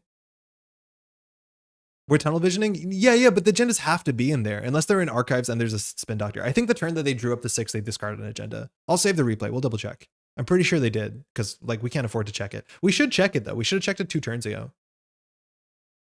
Didn't choose a squid life. MU is kind of goofed. We'll never have more MU than this. I think Nuka's probably still worth the install. It's a connection though. Bummer. Do we bring back cup to run for singles? We did, but we brought back the cup to grab a seamless launch. Because if they seamless launch out of Sisyphus here, we lose the game. Not so much with Euler, but more so with Echelon. There's the spin doctor. Okay, there was points in archives for sure. So they could have scored out of 5-3. So I think the remote server has to be defensive. Oh, they overinstalled? Oh God, they are dancing on top of us. Okay. So we run this, we can sell the coalescence, we can sell the muse. We'd rather sell the muse because having access to a muse is more important than having access to a coalescence, I'm pretty sure. It will pop this. It was bite. Honestly, yeah, maybe the rate did kind of look like the overinstall. I think you always put muse back. So let's see what goes back. I think these cards are technically not ordered, the face down ones. Not that you can track it. So bite and unseen. Okay, cool. Cool. They do have 6 cards left. So this easily can be seamless launch into any agenda as long as they have, what is it, like 6 credits? We don't have much going on. We haven't used the DZ. We only have 1 MU. So like probably overinstalling our cards are right. Bottom of the deck has Wake and 2 environmentals. Those are both 6 credit econ cards, and with Paladin Puemo, like we just need to find it. I think we'll Nuka puts us up to 9. Install puts us down to 7. We throw out Illumination. Fire and Environmental. Okay, that's good. So this installs for free, which is important. Waking Plant only has... It has some bad hits in hand. I think the Rising Tide is pretty bad. It's pretty bad. So I think we just want to use the DZ here. So we probably want to install the Propeller. I think that's the thing we'll use the soonest. Yeah. Discard, Fencer, Illumination. All right. Yeah, La Costa, seamless out. We need to hit the seamless there. Yeah, that's the one we were looking for. Oh, that's fine. Oh, that's fine. That's their best ice. Interesting. So now they have a big chance of having something important in hand. So actually, we should solve the Rising Tide, not the Propeller, because if the Waking Plan hits it, we're upset. So I'm just going to rip this and then run HQ. All right, hit the Rising Tide. I think that's the worst hit by a mile. But now we'll run HQ and we'll start to generate some forward progression. I think that was easily the worst hit. Okay, that's fine. We should have installed instead the Propeller.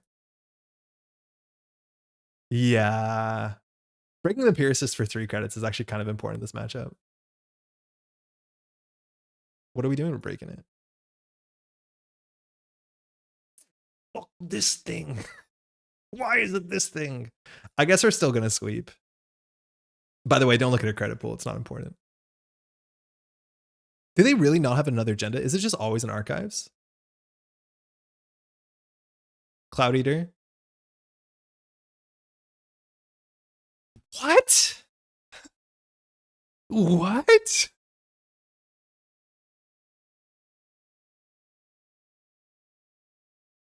We've seen 7 points. We've gone through 30 cards. How? They just are in archives? That's the world we live in?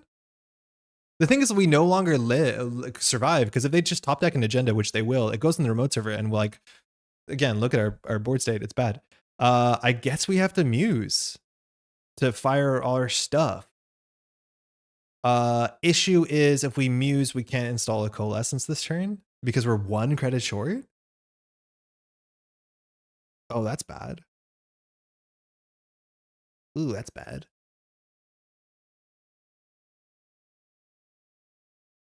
It's not tunnel vision. It's like mathematically makes sense. You can make the wrong play. Like you can do the right thing and still lose. They should have had points in hand there. 5-string echelon doable? Yeah, we just have to bring back a breaker. The issue is like, I don't want to pay 3 credits for this.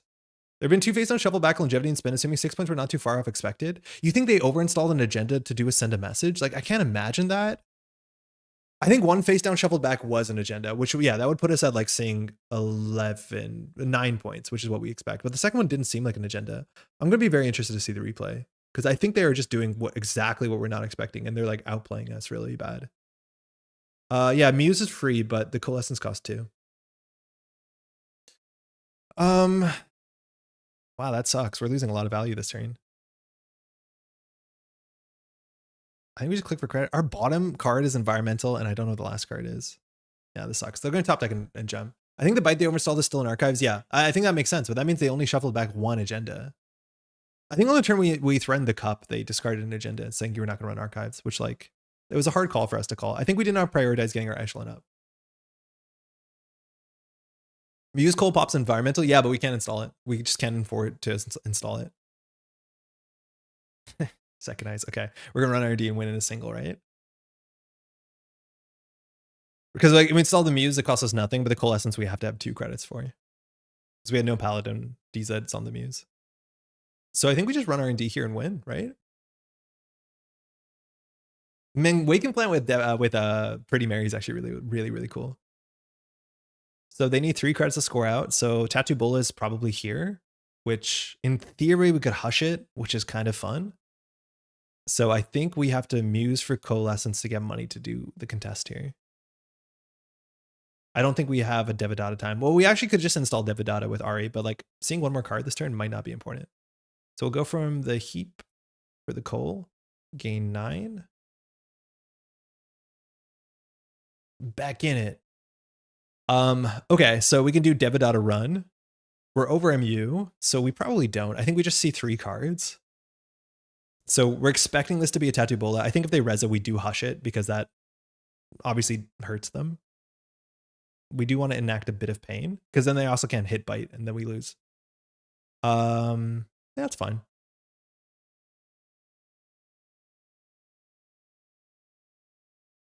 We'll try it. We'll knick-knack away the... Actually, yeah, the coalescence because we want to keep breakers because we want to keep our strength. There's environmental testing. I don't think we're going to be able to crack this. Tattoo's probably second ice. This is Tattoo for sure. Yeah. So Arissana, hush, Tattoo. Might not be impactful.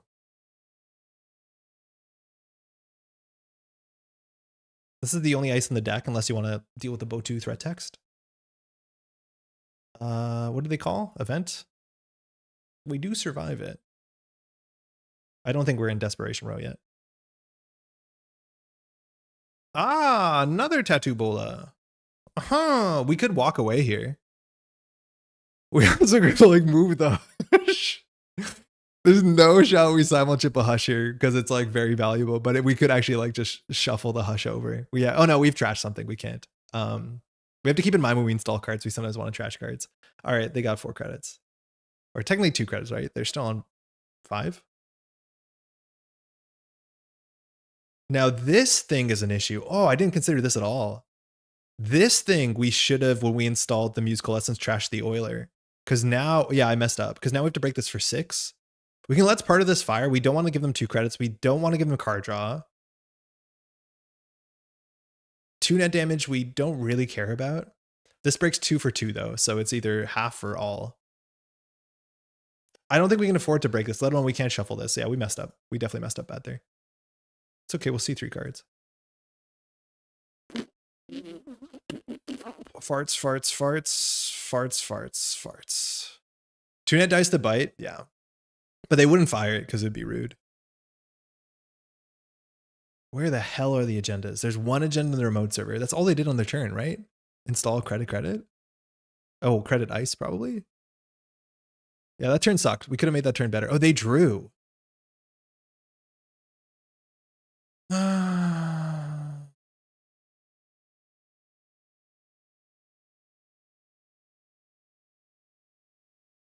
I mean, I think we're got.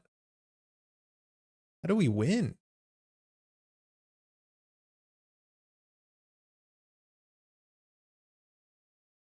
What's our last card?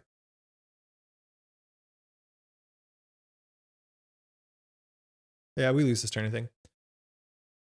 If you're fielding bite, you don't care about being rude. Okay, they just spin doctored. So they have a clearinghouse, seamless in hand. They just shuffled in seamless and a vampy.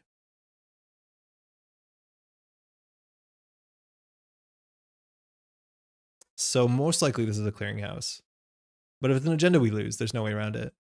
Well, besides running it, we could run it, I guess. But they saw one new card because they did the spin doctor before they mandatory drew, right?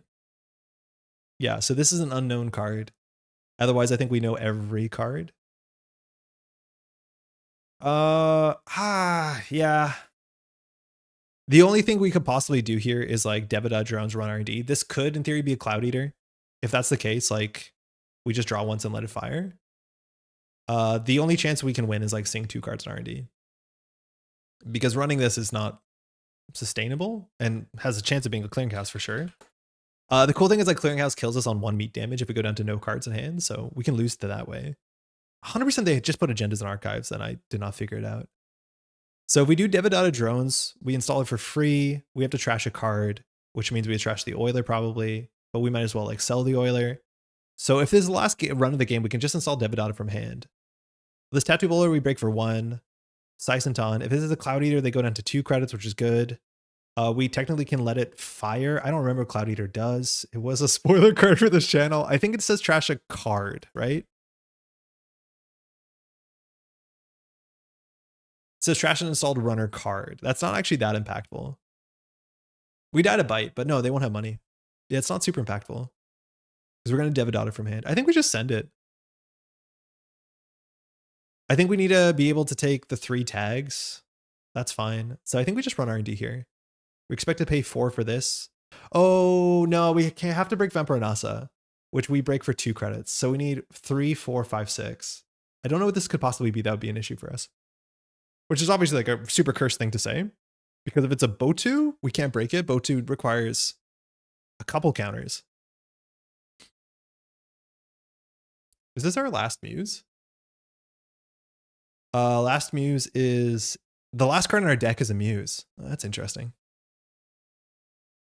Oh, no, it's on the table. Excuse me. So when we run, we'll sell the Oiler. That'll put us at 8 and our last card in hand. I'm just going to say that's enough. Like, we can probably just do credit. But the issue is not so much the credits. It's like how we're going to actually break a barrier of more than 2 strength or 4 strength. I don't know. I forgot the other card we saw in hand. I don't think it was a Botu. Okay.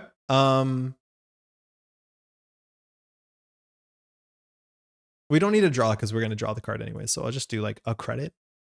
Run R&D. We'll have a click left to run archives if we need to. So we'll sell the Oiler because we want to bring it back. Oh, it's a ritual. Nice. Hey, bitch, I played some in-person Netrunner last weekend for the first time in a decade, not counting System Gateway with family. So great. Hey, glad to hear. Game is genuinely pretty damn cool. I think that's probably apparent. HQ first to charge Wake. I don't think we can pay 3 credits to run HQ. Maybe we could have done the math. Maybe we could have. It's another card, which like we need to see every card. So maybe. Sneck, Vampy, Seamless. I think that's right. But I think we stole the Vampy. So I think this has to be Snake. Which I think we can let Sneck fire. Yeah, it's Cloud Eater. Okay, that's good because they don't have money. We'll probably die to like La Costa Clearinghouse, which is very funny. So this thing costs a lot. We could Fazarum it, but it takes only 3 credits actually to Fazarum this. But then we can't get through Vampire Nasa. So we're going to have to do the bad thing. We're a trash installed runner card. I don't know what the worst thing that they can hurt us with. I don't think they can. Like, I think if we don't win on this run, we lose anyways. So maybe we should have ran HQ first. 2 tags doesn't matter. 3 net damage does matter. Oh, 3 net damage does matter because if we install the Deckbuilding drones. Oh, they can trash Simulchip? Yeah, but we can pop it first. It's silly. Don't think about that. No Oiler? Yeah, no Oiler is not the end of it's the end of the world. You're right. Actually, wait, this is a huge mistake. Yeah, this is not good. So I think the play is we simulchip for Viserum, and then we simulchip for Viserum and we tank the Vampirnasa after we Devadata install. That will leave us on 1 card in hand. Yeah. I think that's what we have to do here. Oh, but we simulchip for Viserum. We have to break Kadu for 3. That leaves us on 2. Yeah, I think we can do that. And then we just tank this. I think that's the only play. I don't think we simulchip for Amuse for Viserum. No, we do. No, because we're over MU anyways. We had to do this on approach, so I think we goofed the window. But they can't res a virus, so it's totally acceptable. I needed to do that on approach.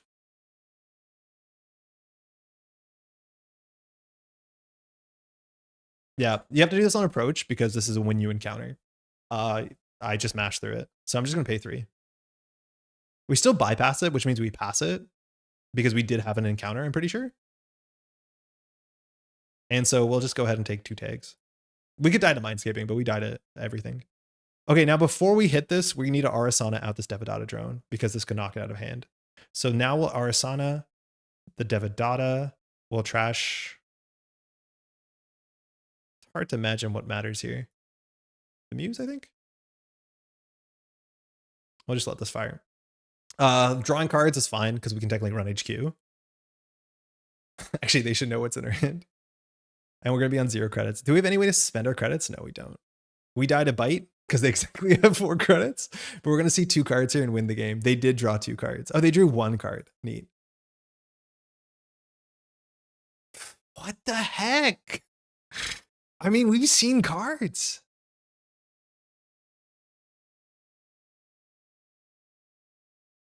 What's going on? We've seen so many cards. Ow. What?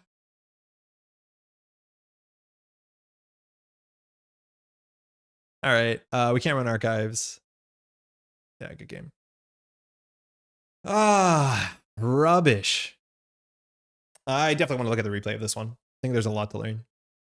It's clear that I don't know how to like use the Muse coalescences or the Muse simulchips.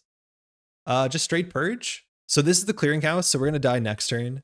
So the only thing we can do here is run HQ and or run archives. Running archives costs us, we have to break the bottom 2. So this costs us 3 to break, 4, 5. So we can get there because we can start to knick-knack like literally anything. So it's either run archives or run HQ. I think I'll just start running archives. The thing is, if we hit a Fuji, we lose the game anyways.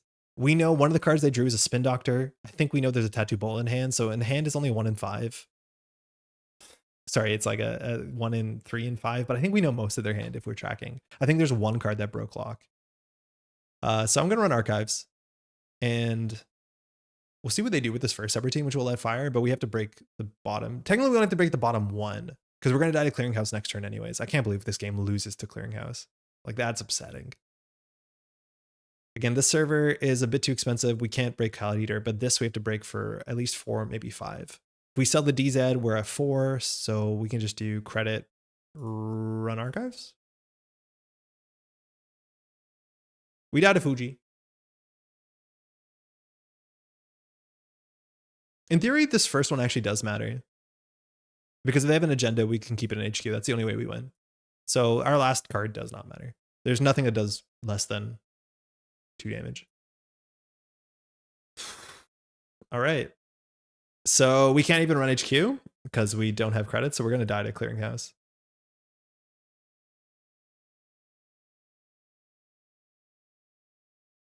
Cool. Great. They didn't even score out. And I'm like, it's totally right to push the clearinghouse.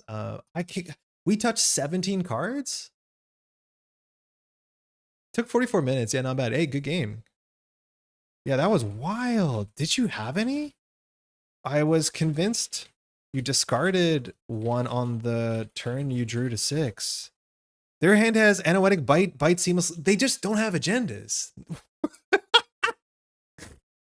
What is this game? I knew it. Yeah, the turn that we put down the compilation, they discarded the agenda. I think I had a gut read on that. I should have ran into it. It was a Fuji. Yeah. That empiricist was more annoying. Then I think the Empiricist, like we probably should have used a Physarum and just dealt with the archives run. Because not only did the flip really matter because they were kind of on low credits, I do think they hedge fund that turn if they didn't come back. But yeah, this Empiricist, we could have just broken 2 subroutines maybe. Yeah, I should have went for it. Hey, man, yeah, could not find points, and neither could they. Good game though. I think we actually did learn 4 agendas in the bottom 6 cards. Thanks. Thanks regardless. All right, let's look at the replay. I do think we made mistakes for sure. I want to do more looking at replays for sure. Very different than our first game. Launch replay. Okay, so we're gonna see it from our opponent's side. They mulliganed this hand, right? Yeah, they did. And they had a Sisyphus and they had a bite in HQ. I think they didn't ice up HQ on the first turns because they had bite. I can't tell if this deck is on 2 bites. I think it is. So they mulligan. We kept this hand that was draw heavy. Cool. Mind you, my replay editor is going to look a bit different. Excuse me, different because I hide a whole bunch of stuff. Okay, so they didn't Hansei on turn 1. I found that to be really weird, especially when we saw it. I'm not sure why. I think it's they don't want to Hansei until they can ice up HQ, which I get. And then they do the R&D like Illumination Respect. And then they just click for a credit with a Hansei in hand. Like, I guess that makes sense. But I do think as soon as you say see the Hansei, you know they have an agenda in hand. Because if they didn't have anything valuable, they'd definitely Hansei this turn. Yeah, probably. Maybe not. Maybe you want to ice HQ. I'm not going to analyze what we did because we played perfectly and we won in forward here. Oh no, we hit the Hansei and got like spooked. All right, they need to draw up. They have an Empiricist. They'll put that on archives and then Hansei the Lacosta, I'm guessing. Yeah. We 1 in 3 this. Oh wait, we go for the Illumination. They res most of their money here. We have to Physarum it for 4, which wasn't good. Like Physaruming this for 4 kind of sucked. We did get a lot of installs, so that's probably good, but that was very, very expensive. I was hoping this would be a Tattoo. Actually, we weren't hoping it was a Tattoo Bola. All right, so we know they drew a Tattoo Bola, and that's what they built the remote out of. They did draw 1 unknown card, but they did a Tattoo Bola unasked card. We thought this was a humanoid. It turns out it wasn't. It was a regolith. I don't think we saw that much influence on their deck. I think we're still missing some influence. The Clearinghouse is a bit of influence. But this was a big turning point for them. We thought this was just going to be like, you know, draw 3, install 2. It was a fair bit worse. And we're not flipping archives here. I think we should. I think on 10 credits, like we're expecting them to res like a 7 credit ice and then they're bankrupt. And I'm pretty sure them being bankrupt is not as bad as the face check is. Maybe our hand is that good. I don't know. We kept drawing up. I want to see where things get weird. What did they say? Oh, no worries, because we said thinking. Okay, so they draw Fuji. They can't do anything with it, so the hand is pretty loaded. At this point, we've gone through 10 cards. They have to have at least 2 agendas in hand, which is what the math says, and that's correct. We finally make a run, I think. No, we don't. I don't know. I think we should be hitting HQ here, because the math says that they should have an agenda. I guess at this point, we didn't know that they weren't on like very few agendas, like 6 to 7 agenda. They have to be on 7 agendas because they're 49. Keep getting money. Tattoo Bowl and R&D, leaving open HQ, super suspect. They have to have points in there. I think we finally run this turn. We do Nuka into, we need a knickknack target. I think that was the issue. It's like we didn't want to not do a knickknack. And then we hit the Sisyphus, the best hit we could get. And we just are like pretty proud about ourselves and we continue to set up. In their state, I would be pretty scared. 24 credits goes. But here they like, now they iced up, but they're not pushing. And not pushing is really like strange. It means they don't have Lacosta. It means they don't have Charlotte. That means, again, they probably have another agenda in hand. I think we should have poked here. We had access to Echelon. I think Echelon poke makes a fair bit of sense. Obviously, like sometimes it's bad because of the bite, but we force them to spend money. I think we're just trying to struggle to find a knickknack target. All right, Echelon, still no run. They draw a 3rd agenda, which lines up. They've drawn through 15 cards. The math is correct. Then they build the server and they push the bite in it. I think this was our first bad play. And maybe it's because I don't know stratagem that well that I can't get a read. But like they know we can run this. They probably know we can run this, right? We have Echelon Propeller, we have double Simon chips, we have Muses, we have everything. So this server can't be that expensive, let alone I think they should know that we think this is a Tattoo Bola. Admittedly, it was maybe a 50-50, which is when we totally ate the bite. I think this is like a really cool thing about this game that I don't realize too much is like when the Regolith, it was a never advanced card. It was a huge problem. We didn't run it. And now the next never advanced card, is it a huge problem? If it's another Regolith, it's not. But like sometimes people, you know, get focused on that. Like we kind of did. I think once we see the Regolith, we should know they're not on a humanoid deck. I don't think we could tell that they were on a seamless Sisyphus deck, but actually, no, I think we did. Because I said, if it's a Sisyphus deck, they could be on seamless. So we have to run never advanced cards. And maybe that's why they're comfortable here, because it just looks like a Lacosta. Anyways, we ran this. It was, the bad part about this is losing the Pretty Mary. I guess we also lost the coupulation, which like you'd love to play coupulation, especially on this board state, which it generally wins the game, considering we should have done the math. They've drawn through, 16 cards with no filtering. Unless this is an agenda, coupulation is really strong here. So we do Euler, we break, they swap, which tells us they have one ice. Then we hit the bite, they pay for it. We lose gamble, coupulation, marry. The marry actually hurts. I think we don't have that much multi-access. We definitely need every part we can get. If we drew our wake earlier, I think also we would have had more HQ pressure, which would just forced us in the right direction. We're on 2 cards, and now they have the window. We didn't trash it, which actually made it a face down card. I think that's probably bad. I think we should trash it because it's no face down. And then they jam a never advance play, which is like not something I'm expecting after saying, well, I don't know. If we ran this, maybe we had a chance, but we didn't. We're on low hand size. I think that's a good read. If we're on low hand size, we'll probably recover. But we could have ran this. We could have been aggressive. We could have knick-knacked the Euler. That's something that I wasn't considering. Just knick-knack the Euler and run it back. We technically did not have enough propeller tokens for this. Yeah, we were short at 1. Saw the Cole, run HQ. Again, makes sense there's an agenda in here. We did whiff this 1 and 3.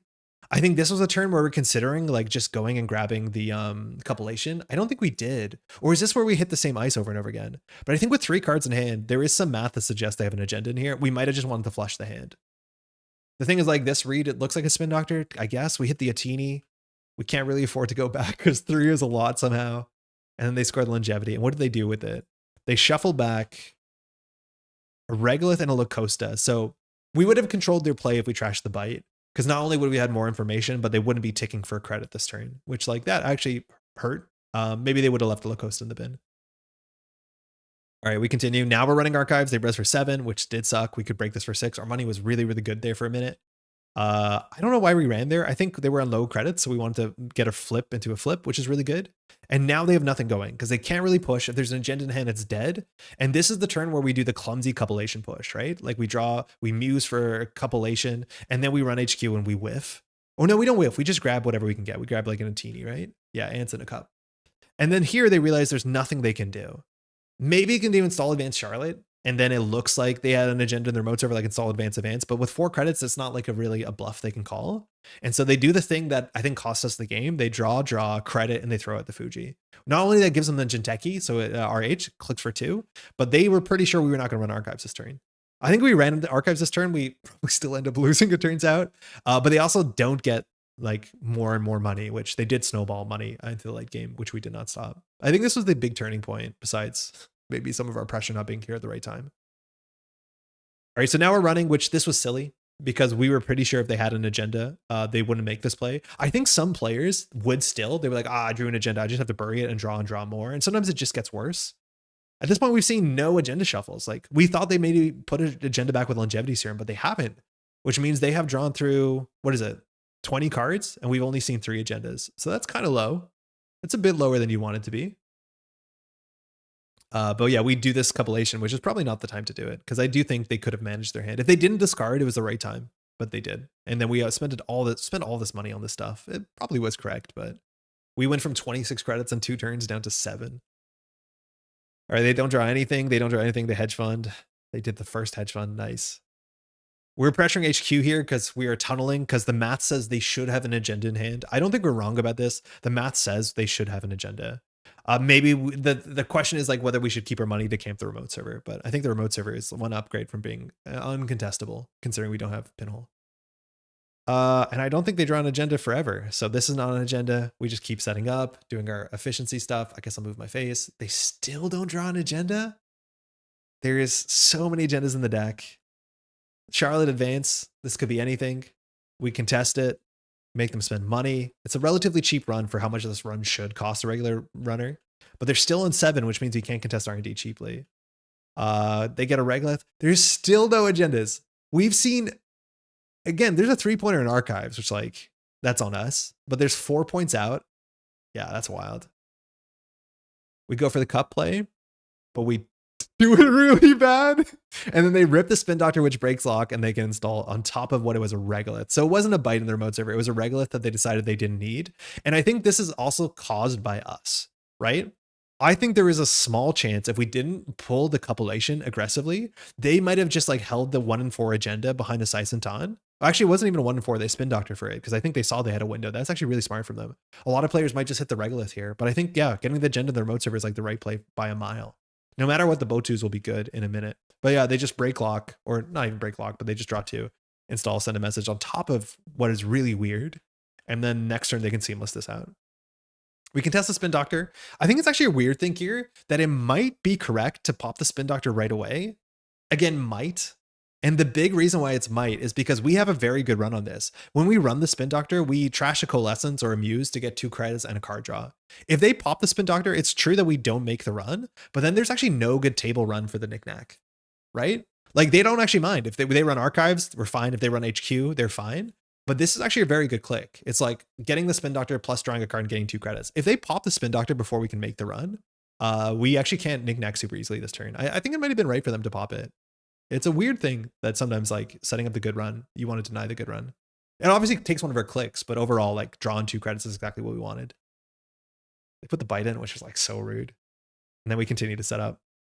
Send a message, just get scored out. They pass the turn. They res a Sicenton. That is something I don't think we paid enough attention to, is that I know in chat it was called that the innermost ice was probably Tattoo Bola, and 100% it is. If they res a Sicenton, this ice has to be cheaper than Sicenton. Because this is still a scary face check. If we can't break it, it's a problem. So this ice has to be like a 3 cost, a 2 cost. So either something that purges like a Fly Swatter or a Tattoo Bola, or maybe a Smux Moon, because I don't think you'd res those. But yeah, it's not like a Teeny, it's not a Vampire Nasa, it's not a Brawn and MIC. So it has to be like a Tattoo Bola. I think we could have made a really strong read on what this ice is. I don't think we played that with intention. Finally get the wake, go HQ. Obviously HQ's fresh. If they drew an agenda here, we might have a turn because we ran HQ a couple times and we can compilation, but full whiff. We get full information, terrible for us.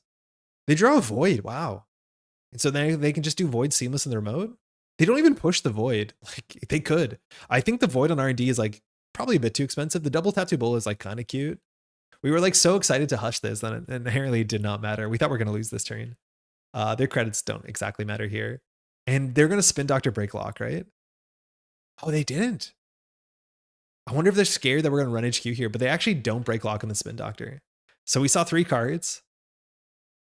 Then they res to draw the cards that we knew. Then they immediately shuffle and they top deck an agenda. Oh, they top deck a bite and then they draw an agenda? Oh no, they just push the clearinghouse. Of course, they don't see an agenda for the rest of the game. Man, cursed. Definitely cursed. We could have played that a miles better. I think they really outplayed us. I think I'm not focusing enough on like what our play is forcing them to do and then responding to it. Like the discard, wow, there are 2 bites. Like the discard, the archives play was easily the play. And instead of like calling that play, we instead just let them bait us to do a terrible compilation run. And then on the turn that we put the compilation, of course they're going to jam their remote server and then we still win for the compilation. Like it's just very, very bad. I'm very bad with compilation. I'm not a good compilation player. I need to figure that out a bit better. Just give me a legwork. I'll just play it. They just purge here because the clearinghouse is going to kill us next turn. We check archives because it's the only way we can touch cards besides touching HQ, but I think some of those cards are known, and then GG. At this point in the game, there's still 13 points and 16 cards in R&D. This is helpful, by the way. I really hope it is because it's very helpful for me. Like I'm doing this super selfishly for me, but doing this publicly is also super, super important. Like this is one of the biggest things with Netrunner is most people don't, well, you do this if you enter like a testing group, is a lot of people do not play Netrunner socially or like publicly, where they like analyze replays or they talk to a friend next to them so they can like bounce the lines off. It's one of the best things you can do is like save your replays and look at it. I think it's so, so valuable. One of my favorite things is the testing team like shares replays and then I can watch other folks playing a higher level and I get to see lines and stuff. And it's just like so, so useful. Game is hard for sure. Game is hard. But yeah, very, very weird. Oh, you can't see the deck. You can't search it, but good game. I think Stratagem played that really, really, really well. All right. Let's do some news. How's everyone doing? Thursday night. If you're losing consistently with the deck, how do you tell whether it's a flaw in your player or a flaw in your deck building? That's something I struggle with. If you built your own deck, it's probably your deck. It's almost always your deck. It's the hardest thing, Speed Racer. It's like, this game is really difficult. This game is not amazing at giving you like strong signals of what's going wrong. Particularly if you have a deck that has a lot of like moving parts, like a Shaper deck like this. It could be as simple as like, oh, you're not prioritizing this recursion angle and you're not going to figure this out unless you either play 100 games. But the problem is like, you could play 2 games next to someone who knows how to play the deck, and you'd figure out what 100 games would take you in 2 games. If they just say like, oh, in this matchup, you never do this, always just keep your muse for this, right? Something as simple as that. Like, oh, in this matchup, we just want to, deal with the board and just do compilation recursion. We don't care about their ice. So that's a thing. Usually in this game, I think deck building to build like a quote unquote good deck is very, very hard. If you're trying to get better at this game, I would 100%, and it's like so painful to hear this from a lot of folks because obviously it's half the joy of the game is deck building. If you want to get good at this game, don't deck build. Deck building is unfortunately putting the cart way in front of the horse.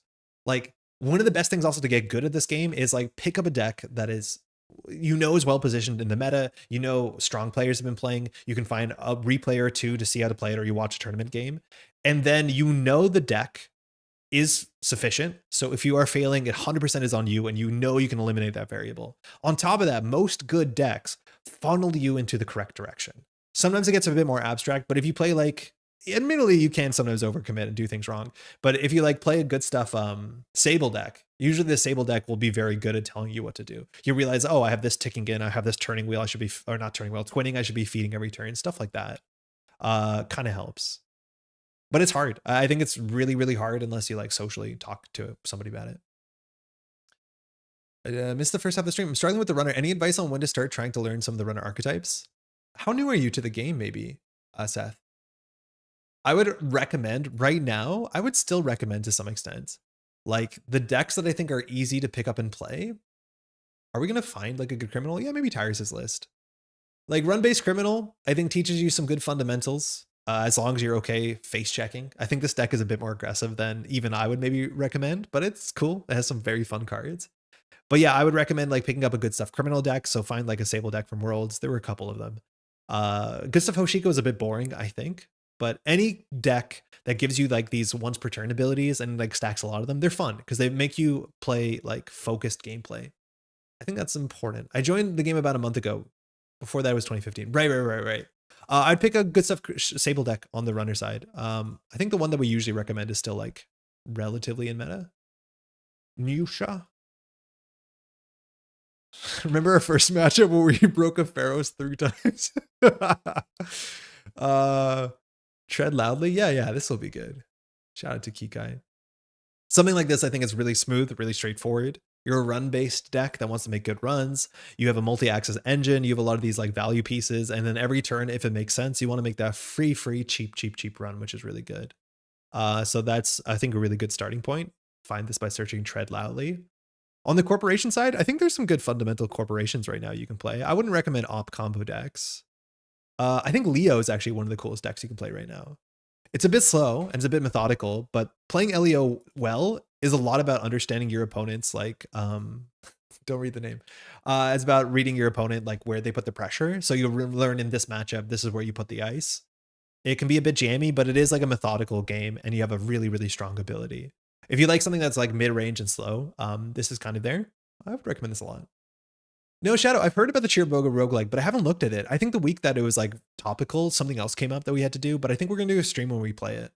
I've heard it's cool, but I know very little about it besides it's cool. Okay, let's do some news really quickly. Firstly, and super importantly, because it starts as soon as like this weekend. For those who don't know, the Eternal Super League is back. Eternal Super League is really, really hype. Eternal is a format you can play in Netrunner, which has the entirety of the card pool. There's like 2 or 3 banned cards. And then there's a balance system where every corporation and every runner has a budget of 7 points, and then they can spend those points to bring in some of the most powerful cards from the history of the game.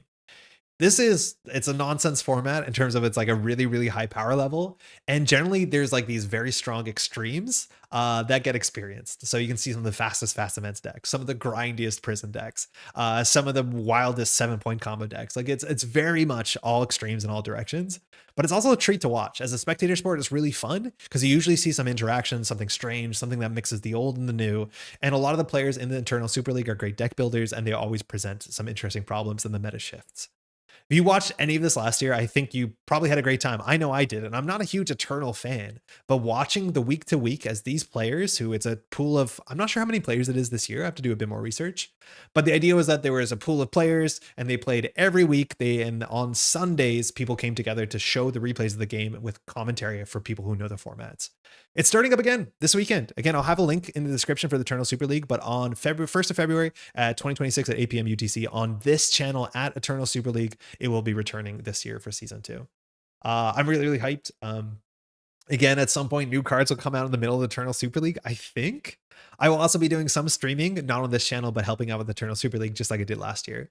But yeah, Eternal Super League, if you watched it, you probably really enjoyed it. So some fire games this weekend. There you go. There's Tron, our Eternal Super League champion from last year.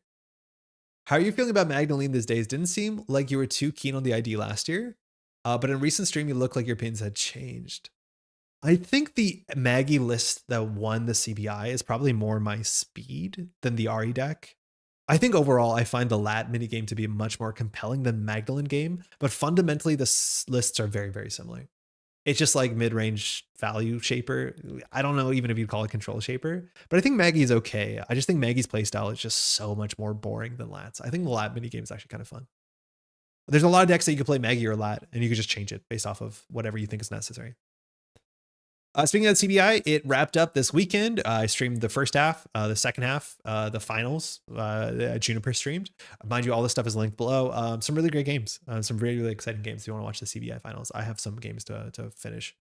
Hey, Antoine, how's it going? Played some bad shaper today. Hey, Andre, hey, chat.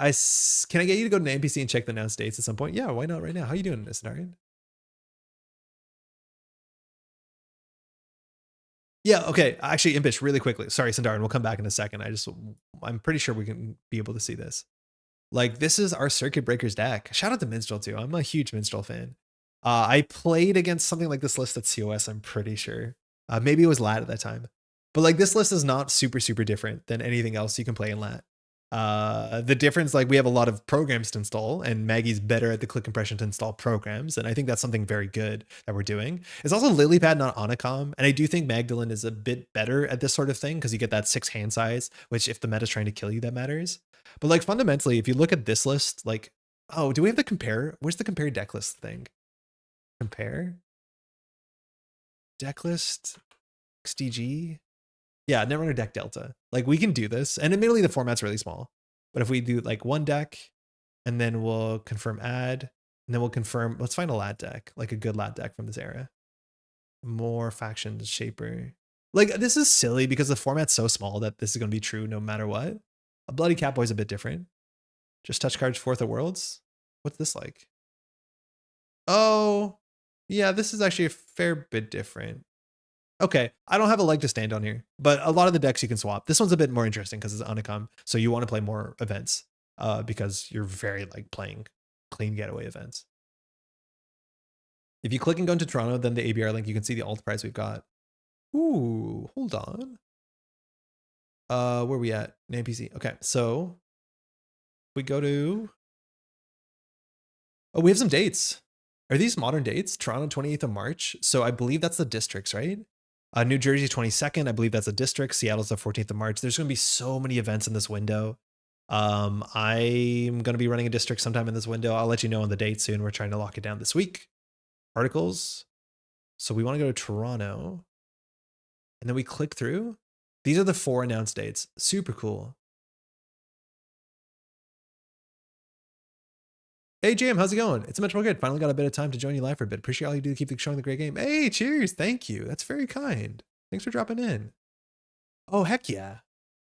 So this is the NPC participation prize this year. It's a Scatterfield. Very cool. Artist is Valvey, I think it's pronounced. And you see a bunch of folks looking in on them electric machinery. Very cool. So this, if I'm not mistaken, is a participation prize. So you get a full play set of these. If you show up to any NPC event, they all have the same prizes. That's awesome. The Maggie lists look like it'll break my head less than the On the Shoulders of Giants by Laura, which is an awesome deck that I don't understand. The Maggie list, I think, is actually relatively straightforward. One of my favorite things that any person can do when they post a deck list is they add replays. Watch the replays that Minstrel attached, because Minstrel attaches all the CBI replays, and you can see exactly how Minstrel plays the deck. On any turn, the priority is always firing Magdalene. Always. On a turn that you have like a sure gamble and creative, no, sometimes you don't rip them. Sometimes you just overdraw and discard down so you can fire Magdalene. It's just much more important. We're always firing DZ. The play patterns are like very, very understandable if you boil them down. Like Minstrel's play is so absurdly pragmatic, maybe even to a fault. But like watch the replays. I think I learned so much. It's just like every turn you have this one goal, which is fired Magdalene. Unless the corp really pulls you in a different wild way. I like the Scatterfield. The Scatterfield's really cool. We'll have we'll hopefully see these locally. I've been playing Magdalene using a typical latch shell, using 2x ghost tongue for every discounting. It's been working consistently. Oh, that's really wild. Hey Loy, how's it going? Learning to play shareable bullshit. So like, where can we find it? I opened the list. Hold on, copy paste. These replays are sick. Like they're just really, really good replays. Let's just do something early on. So versus a world champ, RH. This is the matchup that like we functionally played, but we're gonna swap to the runner view. I think this breaks it. Yeah, this is a bit broken. I don't know how to fix this, but like Zomdraft's name is down here. Zomdraft is corp. Minstrel's name and credits is up there, even though they should be on the bottom. So yeah, I don't know what that's about. I don't know if there's a way to fix this. Sometimes if you go to like cards and go back, it fixes it. Actually, that worked. That's sick. So like, check this out. And you know, maybe Minstrel will be able to tell us better, but same kind of idea for the list. You're a build out deck. We have one illumination. It's not super important, but you also have, if I'm not mistaken, environmental testing and everything else you want to do. So not just touch cards. Hold on, we'll replace this with this. So do we have, we don't have environmental testing. So we're just running and flying, and we want to make sure Maggie's firing. We want to make sure Lilypad is firing. This might not be the best replay out of all the replays to show the fundamentality of the gameplay, but it's very, very cool. So we're going to mulligan this hand into this hand. So this hand we have our Lilypad. So all I want to do is Lilypad fire Magdalene. This means we'll spend our first clicks drawing up and setting up. We probably want to get down the fermenter first because it's our long econ. So I'm not going to care about our world champs gameplay here. I don't believe he wins this one. Draws a Mike Web as second ice, sick. Humanoid, Tattoo Bola, passes, no Jinteki RH flip. Seems like a bad start. So Minstrel is just going to draw up. Never mind. Never mind. This is a sick play. The only ice we're really scared here is an end the run, and this hunts down a humanoid. Oh my god, this is such a good opening. So Tattoo Bola doesn't probably get the swap for the Michael Web. Oh, actually we do. So this remote server is kind of cooked, and the humanoid comes down from 1. So here we're probably just doing draw, discard the fermenter, right? All you're doing is trying to fire your ability, which means just be at hand size. So we're going to discard the fermenter, which installs a fermenter. We're a bit in a hole this turn because we want to install our Lilypad. We want to install our Sure Gamble. I like the interaction there. I think that actually is pretty sharp there. The only unadvanced card you're really worried about is humanoid. I don't think you're playing around Regolith. Maybe they even know each other's deck lists. All right, so Charlotte goes in the server, gets advanced. Looks like a Charlotte. There's this like Shaper Rush. And so here I'm assuming like we have no reason to install these cards. Probably are not going to run here on 6 credits. Maybe we do. We need to get up to these Sure Gambles. I don't think we're going to crack Fermenter right away. So this might just be click for 3. Yeah, we'll discard a card. You can just install the Propeller and install it. Fine. Again, it puts us away from the Sure Gamble, but you know you're going to need these. And that's all we're doing is every turn trying to fire our ability, put on pressure when it matters. But he cracks Fermenter click 1. I don't think he does, because I don't think he's in that much of a rush. Like next turn, he can do credit, Sure Gamble. Next turn, actually, I think is when he probably cracks a Fermenter. I don't think Zomdraft is going to purge here. Maybe you can, honestly. But now on 3, you can consider clacking it because it allows you to Sure Gamble Lilypad. I also don't think he's going to do double Sure Gamble. I think he just wants to do enough to do Sure Gamble to install Lilypad. Oh, we're not even. We're greeting it. I love this. So we're doing credit. Then I guess we might not Maggie this turn if we want to gamble, but we actually technically don't have to gamble. We're double gambling. All right, Zomdraft is still jamming. We have no Lacosta, so you can't really purge if you want Charlotte to work. This looks like a Lacosta. And now I'm assuming we're just going to do a whole bunch of draws. We no longer need to crack the Fermenter. So just draw. Probably one more draw. And then here you can take the Fermenter, or you can just click for credit and allow yourself to install the Lilypad and not fire it, or the Simul Chip. Maybe it's the Simul Chip here, so we keep our liquidity higher. Actually, an additional draw, love it. So the Azimut of this matchup probably doesn't matter, so we're going to discard that. And the Lilypad, and we're actually going to install the Lilypad. So we don't trigger this. But again, every turn besides 1, we're just trying to fire Magdalene. And now every turn we fire Magdalene, we draw a card. Zomdraft might want to purge here. On 9 credits, going up to 19 seems important, so it's going to go for the purge. Charlotte's not choosing to draw with Charlotte, which is sick because you'll have to discard 2 cards. Top decking the Lacosta is the worst, unfortunately, there. Like, you want to have the Lacosta on the turn you purge, but allowing Minstrel to go to 19 credits seems a bit illegal. Now here, I think because we have spec work, we probably install the Coalescence and just spec it immediately. So we're still going to get Maggie because this draws cards, but like, just watch the replays. They're so damn good. Take the Coalescence, we'll just spec work it. Okay, cool. So we can create a commission, but we don't need to create a commission because we're on 14 and we have a Fermenter. So I'm assuming here we can just draw, install the DZ, or we can probably just like,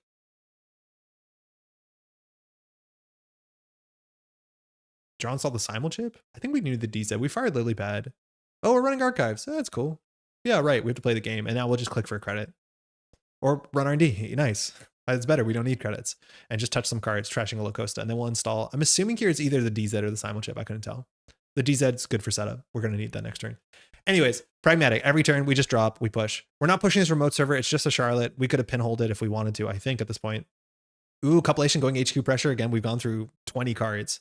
We're going to run archives to get the flip, which we do prioritize that when it's this cheap. We're not going to steal a card there. Run RD. We'll take the Vampire Nasa, and then we're just going to pass. And then that's all we're doing is we're firing a DZ. We're firing Lily Pad. It's sick. Watch the replays if you can. Really, really straightforward. Mag's minigame is so dull, but there's something to be said for controlling your own minigame. Yeah, it's way more dull than Lat. Like, it's less exciting than Lat, but it is very, very good. And you can end consistently on 6-card hand size. How flooded is the corp? I mean, Zomstrap doesn't win this game. Let me tell you that. And so much of this is like, this is a really good setup. Like, Minstrel only takes the money when Minstrel needs the money. We always have creative commission. Notice how we're not hitting it because we don't need to hit it. Excess money is honestly excess money. That might have been a problem we had in the last game.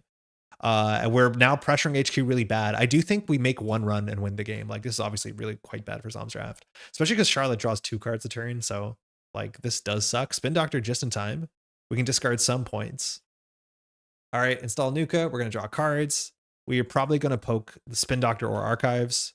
We have a Cataloger too, which is like the cool way to close the game out when you're on game point. So I'm assuming we'll run Server 2 or Archives. We're going to run Archives. That makes more sense because it gets the flip instead of running a Spin Doctor. Spin Doctor draws 2, clears the whole bin. Then last click here, we haven't fired DZ, we haven't fired Lilypad. So here you can create a commission because you can now just install another fermenter. And having 2 fermenters is a bit wild because then purging makes sense, but I don't think we will. Like, I don't think our opponent can purge this. Anyways, that's it. Keep doing it. We also now have our knickknack. It's sick. You can't to 6 a lot. You can't to 6 so much. And like, of course you do. It's a free click to install every turn. It's so good. So I'm probably getting a bit nervous about HQ density. Richard, how's it going? For sure. And the Spin Doctor was really well timed. Anyways, biggest point is anybody who attaches replays to their games on what's it called? On Netrunner DB, you're like the coolest person. It's the coolest thing you can possibly do. It is such a valuable tool. I like this deck doesn't look like it will necessarily require me to backflip. No, it doesn't. It's very, very straightforward. One of the big things though about playing any Shaper deck, especially the Shaper deck, a lot of people call this like the Sokka-like idea, is you have to make the right runs.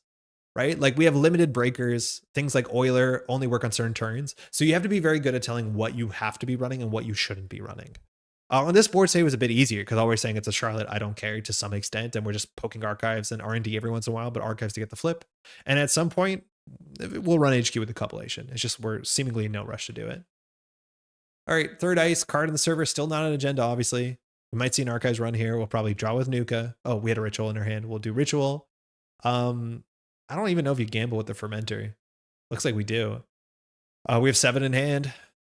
We're definitely not pinholing the Charlotte. Just run Archives. So pragmatic.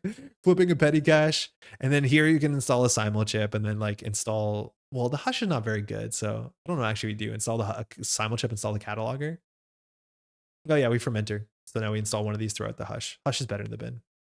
Anyways, did not fire Lilypad DZ that turn. It's good. It's really good. It's really good. Now we're pushing. And notice as soon as there's a push, this run now matters to some extent. Euler can come down. We're going to go ahead to start with a pinhole because we do know that one of these is a defensive upgrade. If Vampire Nasa gets rezzed in the Euler turn, this is so good because Euler breaks us for 2 credits and will matter on the remote server. So we break it for 2. Pinhole's going to pinhole the oldest card usually. So it's the Anoetic. Huge hit. And now we're going to run the remote server. Notice how we can't break sentries. Not seemingly that important on remote ice in the modern format, let alone we have simul chips, as much as we don't have user SMCs. So we're just going to say if we hit a sentry, it's who cares. And then we're going through.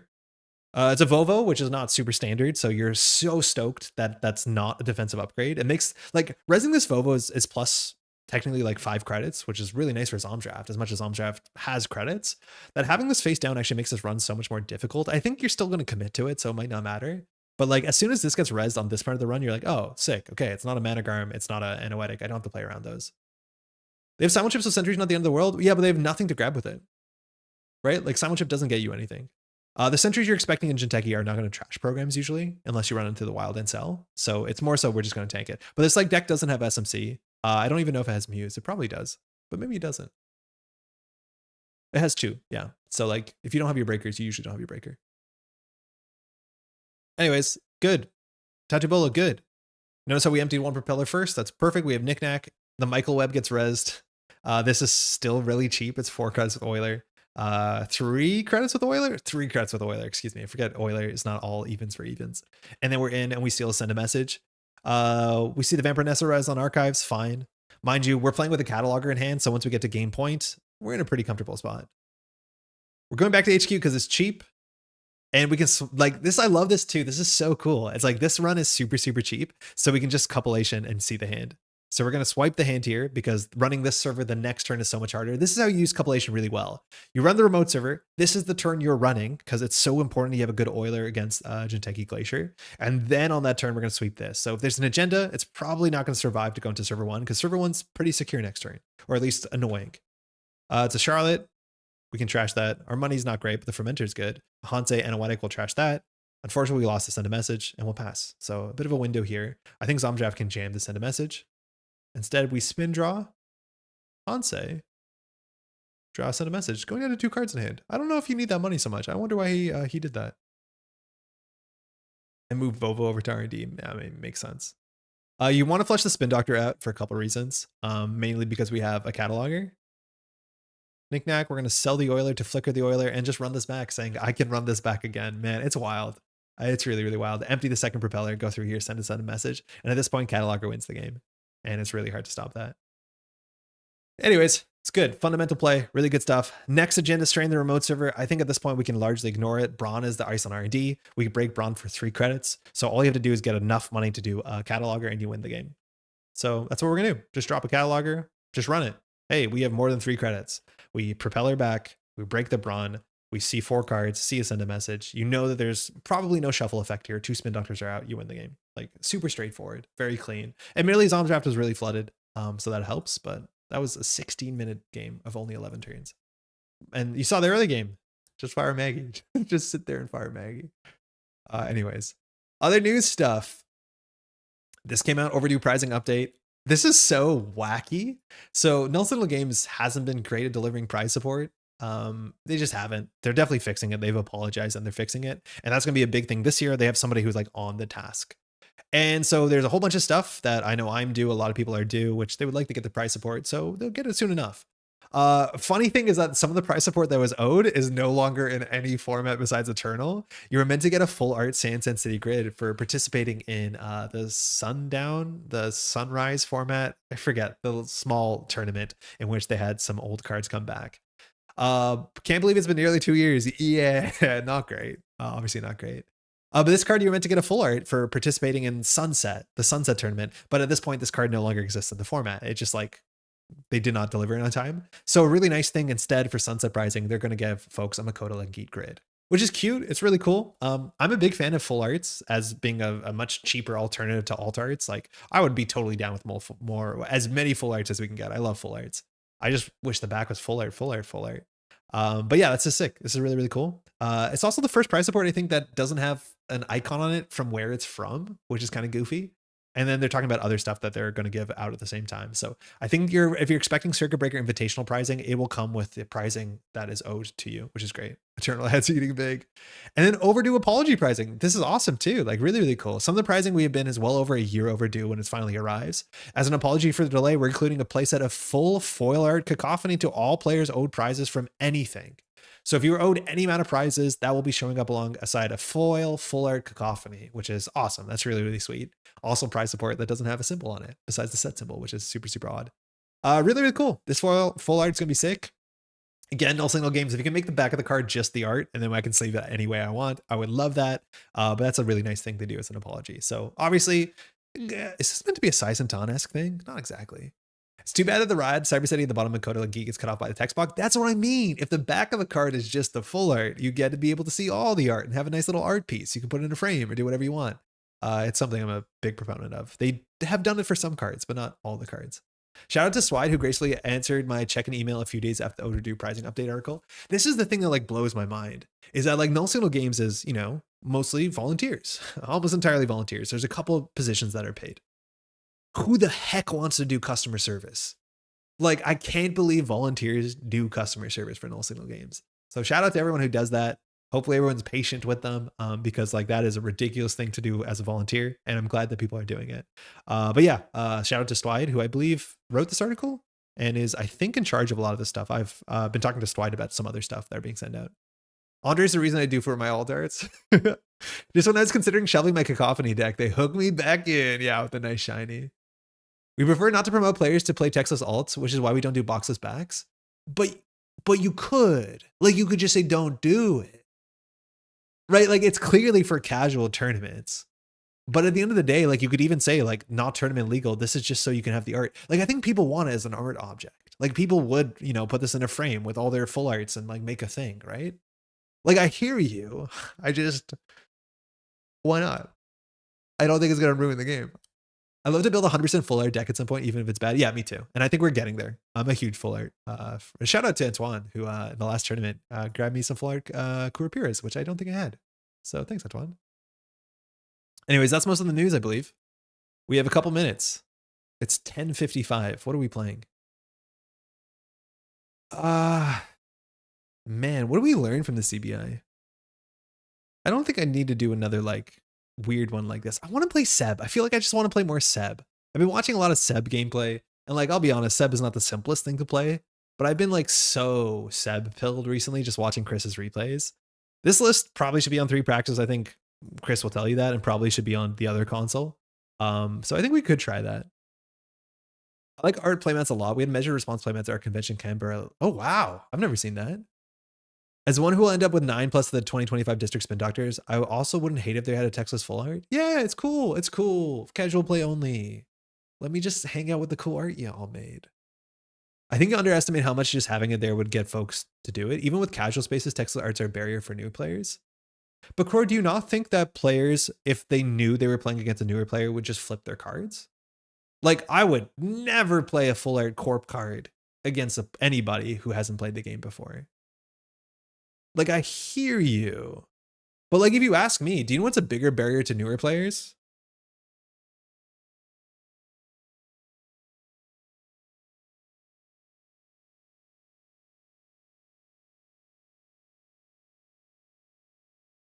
Reading the text on this sideways. Like, that's a bad tell. Obviously, it's not perfect. Nothing is. But like, this stuff is actually like really hard to read, I find. You like really get the neck crank from people. I don't know. It's obviously not perfect, but like against new players, I probably wouldn't play the drafter or play any like alt arts that have small text sideways. You know what I mean? I don't know. I feel like I'm just being difficult for the sake of it, but I hear you coming from. I just think people hopefully wouldn't do it if it was a problem. We can only hope for that. How do we make the Seb list good? Or sorry, better? Tilted for them, but they don't know when they're accessing it from R&D. Like, that's the issue. When they access it from R&D and then like they like have to end up going to the physiotherapist. Like, you can tell. Obviously you'll tilt it for them if they access it, but you know what I mean? Technically it's better when it's iced that way because they see it the right way, but like, it's just small. The measure playmat's sick. The only way I remember to respect measure is a newer player by looking at the playmat. You better make it by playing with coldlava. Firstly, congratulations. I mean, fine, okay. It's 46 cards, 42 cards, 46 cards. Okay, we're in. How hard could this be? It's not that hard, right? Yeah, this seems fun. You know I love Lou. All right, let's go. With new players tilting your head or the card to read is a tell, sure, but not the end of the world. No, of course it's not the end of the world. I just think if you go to a new player and you play a deck that has full arts with no text, like, that is the most absurd thing you could have done in that situation. Like, that's kind of on you. I'm assuming that's not an epidemic. Runner. As a runner, you got to tilt your hand to read standard events. Yeah. Anytime I see a sure gamble, it's in theory my best interest to be like, huh? Oh, okay. And then they think I've accessed their like 1 copy of Daniela. No cheats on the sub deck. We're playing Lou right now, but the sub deck, we would definitely play the new console. We'd play 3 practices. Meeting adjourned. Okay, 44. We'll go fast. Yeah, every access you should like totally make a big stink about it. Anansi? Hey, best of luck, have fun. They've kept, I'm assuming most PD is like fast, like Moongun-esque, so we have to be fast. Audrey Gourmand seems like a reasonable start. We have ice destruction, right? Do we have the crew or do we have chisel? We have chisel. Sorry, you can't see it. We're at 3 chisels. Also remember to look down at your credit pool for every access. Yeah, exactly. Yeah. Look at your credit pool, look at your installed programs. This seems fine, right? So Lou, we want to trash a card every turn because we get a card and a credit. Really good. Our little friend here, Gourmand, gives us 2 cards and a credit. And then we want the Audrey down. We'll see how they start. Some of the face checks can be a bit annoying. Say, though I thought it was banned. Oh, so we're playing Flesh and Blood. Red level clearance. Okay, so that tells us they're probably on like Shoot the Moon-esque stuff. That means 3 nanos, small ice, nothing big, YDL. You're playing the 4/2 that gives them free hand size. The face checks, like they sometimes play drafters. They usually play drafters, but otherwise the face checks are not super bad, I don't think. Like, who cares if it's a scatter field, right? Is it core PD? I mean, in 2026, I'd hope the heck not. So we could do Gourmand Audrey Fermenter. Sorry, Gourmand Audrey Run, see what happens. I'm okay with it. It gets us a counter, which is annoying. I'd rather trash something impactful from HQ. They technically could like nano out Illuminal, which would be like ass. I mean, I don't love to Gourmand this, but it does do stuff for us. Fermenter's not super important, actually. I'm not going to install the buffer drive on this turn. We actually might just want to draw more. If they just straight purge here, it'd be very funny.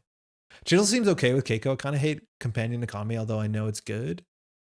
Why is my punk best friend with these baby animals? Well, they're your raiding party. They're your D&D friends. I agree they don't often feel like Anarch cards.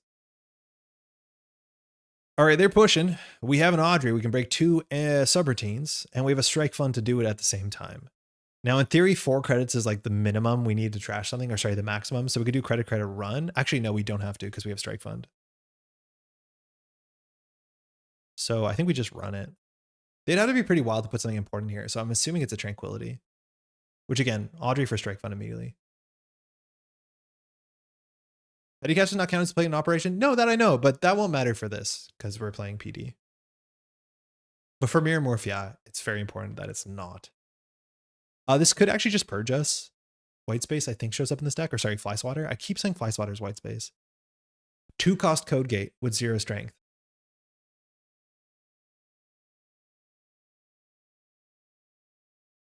They're going to Mitra us into Size and Ton. Scatterfield, okay. So this takes some cards out of hand. 3 strength, right. It's been a while since I played this thing. So get rid of the strike fund to gain 2. I think we'll get rid of the second fermenters, my guess. And then we'll break. So we have 4 credits to trash a Tranquility. It's a... Oh, why?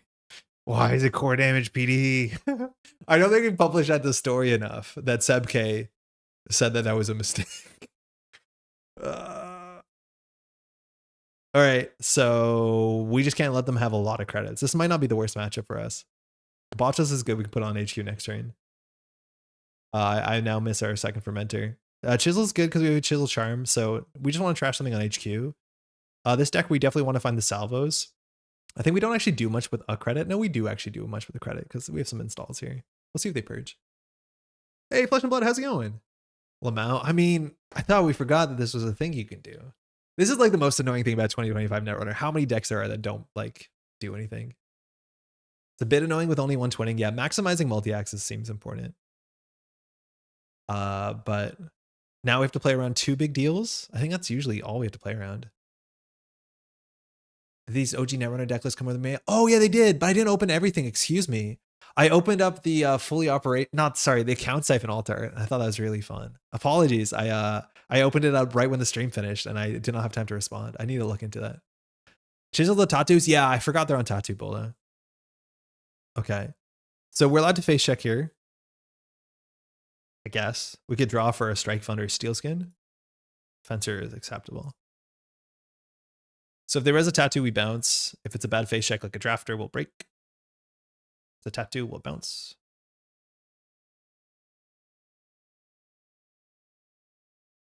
So we can chisel it and then we can't destroy it. So I think we just wait a turn. So I think we just do cookbook credit. They probably can't purge. We'll see if they get a second ice. But I don't want to go through this. I just want to destroy them. Just want to make sure they made it safely to you. Yeah, no, thank you for sending them. I have this problem where like I check the emails right after the stream, and after the stream, I'm up for like another hour to do publishing and timestamps and all this other stuff. And then like I usually backslide on emails in a really bad way.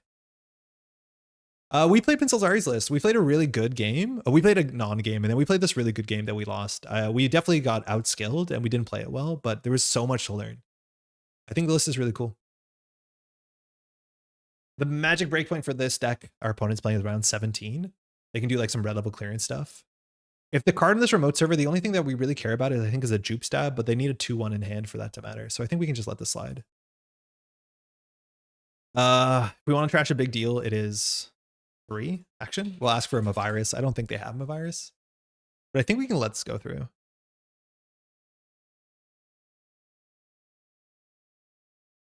We need to wait for an action because there's a Mavirus they can res and purge.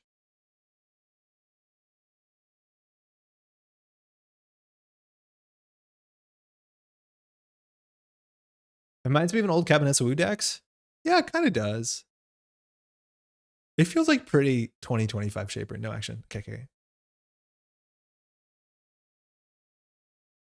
So I don't know if we'll need more money than that. They could, in theory, purge here, but then we just like run back twice. Mind you, lose about an accessed card we trash. Had to order Elevation to get all the cards. I'm assuming, I don't know if Elevation is shipping right now or shipping. Okay, so it seems like a jupe shot on the remote server and Elevic are in here. So we can run back for the single. If they have a salvo, it's stuck in here. Could be a second one. Okay, that's really good. So we empty their hand. So this looks like a jupe stat. If they top deck an Elevic out, we take 1 core damage, but they have an issue here for sure. We need to find a simul chip because whatever ice they res on HQ will just blow it up, but we have to win on singles. So if they draw agendas, they could put them in the Scatterfield remote, I guess. But if it's a salvo, they have a bit of work to do. Oh.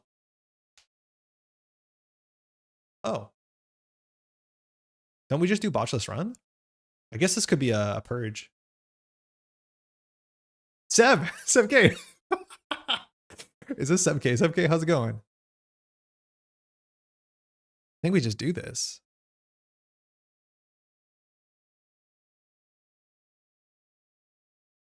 So the worst case is this is a white space. Okay, that's perfect. We, in theory, could let both of these subroutines fire. I don't think it really matters. Or sorry, one of these subroutines fire. If this is a spin doctor, it works. If it's an agenda, it works. But we'll just break all of it. Make them have the purge. Yeah, they don't. We'll fully break. So we'll do fence. What? Oh, it's 0 strength. Oh my god. I forgot this is 0 strength. I thought we were going to spend cards in hand. It is a salvo testing. We're in 6 points. Okay. Could be worst case cerebral.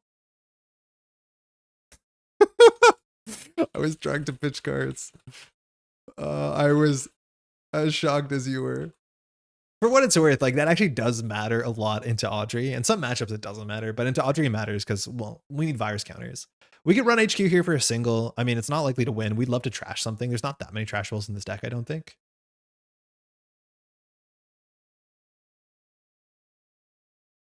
Okay, good to know. And then I guess we draw, so we haven't fired Lou in a bit. So we know their whole hand besides whatever they're top decking, but they have a lot of work to do and we don't. We can easily take a negative agenda if we need to, if they play the Nightmare Archives.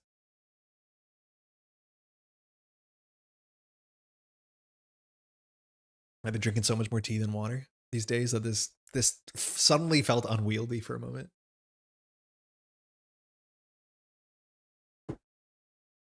All right, that doesn't matter, right? Okay, we have Chisel Charm. If this is the Scatterfield, so be it. I don't think there's much we have to do here. Second Audrey actually comes in with a counter, which is kind of cool. Badge seems a bit extra. It does work off Ice Destruction, though. But I think we just installed the Devil Charm. In theory, we need to get a counter. On 6 points, I think you take a core from Nightmare over negative points. Yeah, for sure. Yes. Because any agenda besides Elviga wins. Like, we can easily take the negative. I think we just keep drawing. Okay, so we'll just install that. We'll throw out. I think we'll throw out the. Honestly, the second Audrey is really good. I think we'll throw out the Fencer. Never take core. Yeah, we'll go to negative. We'll go to 5. We still win off half the agendas. Okay, so we can't easily run this. We in theory can chisel this scatter field. It seems kind of silly, but if they don't have a remote, they don't have a remote. And then we probably trash something. I mean, I don't love chiseling this. But we have 3 simul chips. Who cares? What virus says. You can take 1 core fairly safely. We could. I don't think we really need to. The 1 core is not the important. The 2nd core is the important one, of course.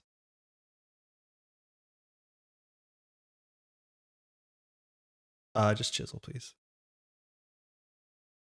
Spin. Okay, so we're not going to steal or trash.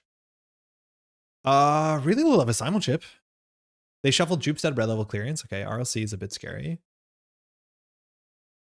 We could face check. We're pretty sure this is a scatter field. That means they can put something in the remote server. We can't check it this turn. So kind of ugly. That's not ever worth playing because you can clicklessly Audrey it. So the question is, how do we get through HQ? It's probably install the 2nd Audrey. Or find a simul chip. So I think we draw and throw out the badge. Oh, that's really useful. When you're this far up, you can afford to eat 1 core. It depends on your game deck's longevity. If you can afford to keep pressure up for a really long game in case you end up taking -3. All right, they have 6 cards in hand. They have to have an agenda in hand. We need to figure out how to get into HQ. A simul chip will just do it on the spot, but we have to trade this Audrey, which is okay-ish. We have 3 simul chips, right? Coldlava? Yeah, 3. A little guy. That's good. Again, on 12, they can't really combo out, so I think we can continue to set up. So I think we just do draw, double install. That's perfect. Notice that we have no money. We could consider simul chipping back a fermenter, but we can survive on low credits. Any paid ability window shenanigans that could put advancement tokens on installed Cerebral Overrider after a breach but before access. In the format, yeah. There's an NBN agenda that can do it. I think that might be it. There's not a lot of it in the format right now. They're on 17, so I have to run HQ a couple times here. We could either trash this botchless to get a botchless, but I think we'll just simul chip into chisel. Weird. I think we'll just simul chip the botchless into a chisel and run HQ. Oh yeah, Moonpool. Moonpool is a really important one. That's actually very, very relevant. Okay, so we have to just open up HQ. We have 2 credits, which is more than we need. Let's go. So there is a scatter field here, and we'll just destroy it at instant speed. Stupid fake window. Drafter, okay. Drafter's not the worst with Audrey, but we'll just simul chip. Trash this botulus. The chisel. We're just going to try and make a mess out of their hand.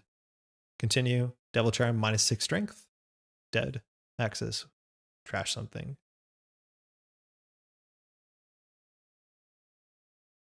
There's a big deal. We can't afford to trash it out of pocket, which sucks. If we wanted to play around this, we could strike fund the Audrey. I think we're not going to trash this. I think we're just going to come back and trash other stuff. I don't think we gourmand this. I think we trash this for 3. It doesn't matter this turn. I don't think we do it. I think we run back, but we probably Audrey for extra credits. I think we should have done this. Maybe that's cursed.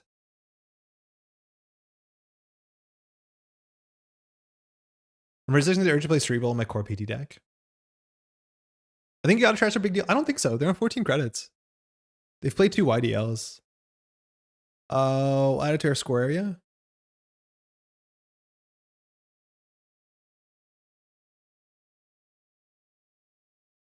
Like, our money's not super relevant here. We trash this for functionally 2 credits. It keeps the gourmand alive, which is good.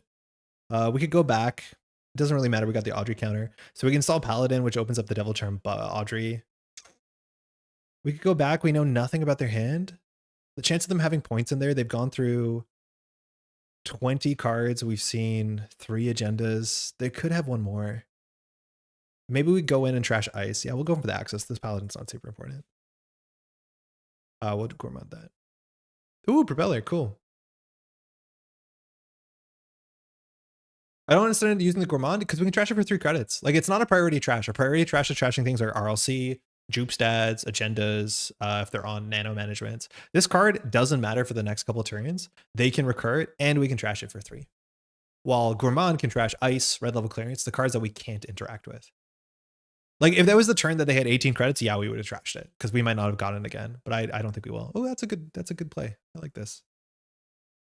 Okay, we have Audrey. So we can run these. This is 2 cards and half an Audrey. This is something else. So we're on functionally only 2 credits. We could pinhole one of these to figure out what it is. I guess we'd pinhole the unknown ice. It leaves us 1 credit to trash. I think the credits we want for trash are like Jupestad credits. But if there's a Jupestad, they need the agenda in hand. Huh. Maybe we should have installed another fermenter here. We also can install Devil Charm technically and just pop it, which like saves you 1 card to save 2 cards, which like whatever. If we find an agenda, we win though. So I guess we could check server 2. Thanks for explaining my never brain is attribute. No, for sure. Always ask questions. You can also disagree with me. It forces me to either defend myself or realize I'm not wrong. I think that's actually really important. Penalize the Audrey counter seems like a waste. Just credit run server. Yeah, you're right. You're right. This is a backup plan for when we don't have counters. So what does 3 get us? I think we need to go 4. So I do credit, run.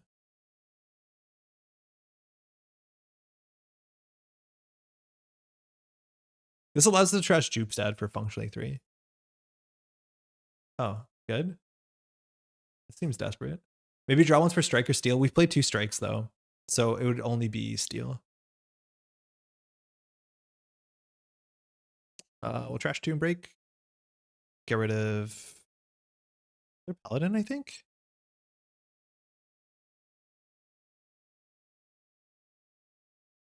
That's the Jupestad. We'll trash that. They could have another Elevagao in hand, but our turn's over. So what does that matter? We taken that core earlier? Yeah, it'd be fine, but I don't know if they're going to win. We could have taken the core earlier. I don't remember how good our hand was. We can still run this. We just need cards. Do we have a Nuka? No, we don't. Oh man, a Lagu would be so sick. Is this an Ashen deck? It is wild.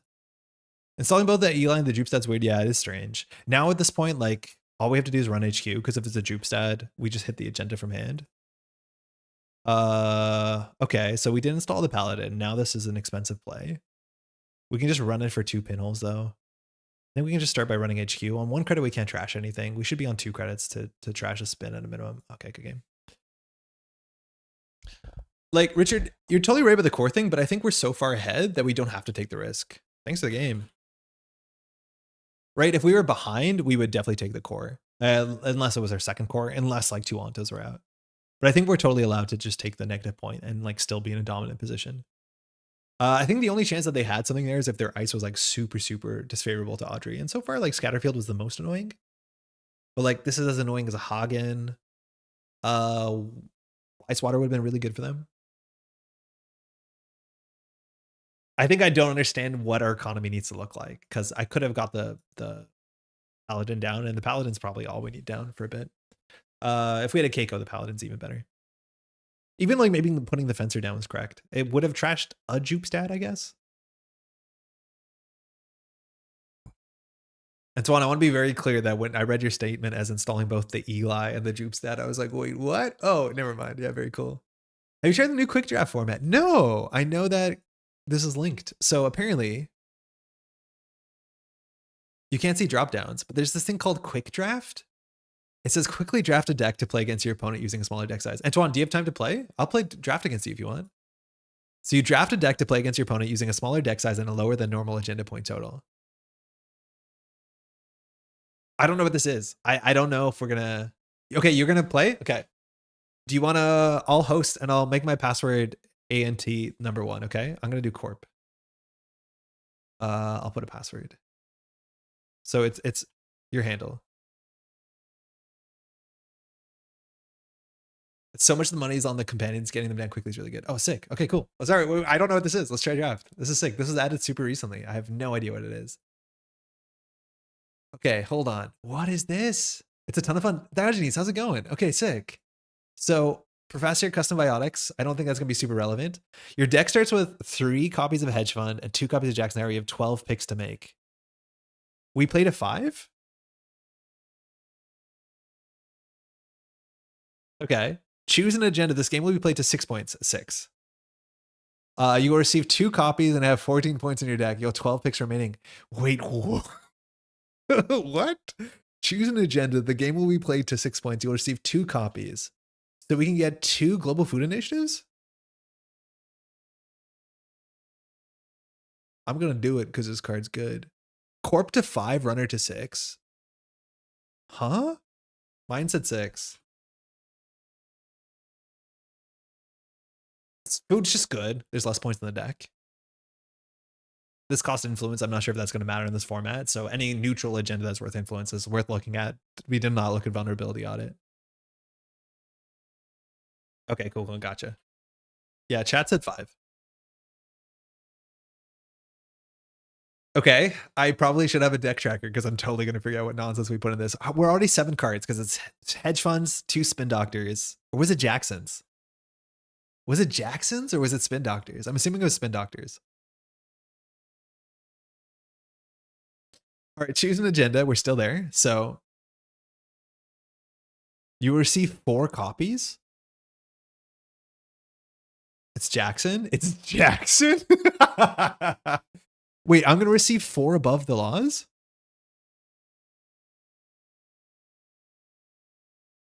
I will receive 4 above the laws? That's what we're playing today? 4 Cyberdexes is fine. 4 tomorrow's headlines is also really fine. Yeah, I'm going to do headline and then assume, oh, you can't. Oh. Let it be known that I tried to draft 4 tomorrow's headlines and it bugged out. So you're lucky. Yeah, apparently we drafted 4 above the laws. That seemed to have worked, but tomorrow's headlines didn't. So Antoine doesn't have to deal with that. Yeah, truly above the law. Wyatt, how's it going? How big is our deck gonna be? I guess we make 12 draft picks. I guess we're only 2 draft picks in. Antoine's like really in the tank.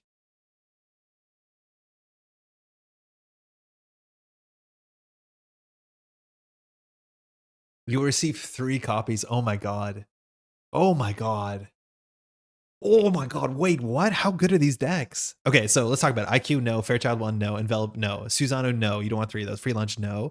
And then we have some busted stuff. Like Cobra, honestly, not the worst, but not great. Engram Flesh is probably my pick. But the other options are Border Control and Kakugo, which are all like kind of messed up cards. Border Control, obviously good. You probably know what this is. Engram Flesh, fucked up. Just like straight banned list.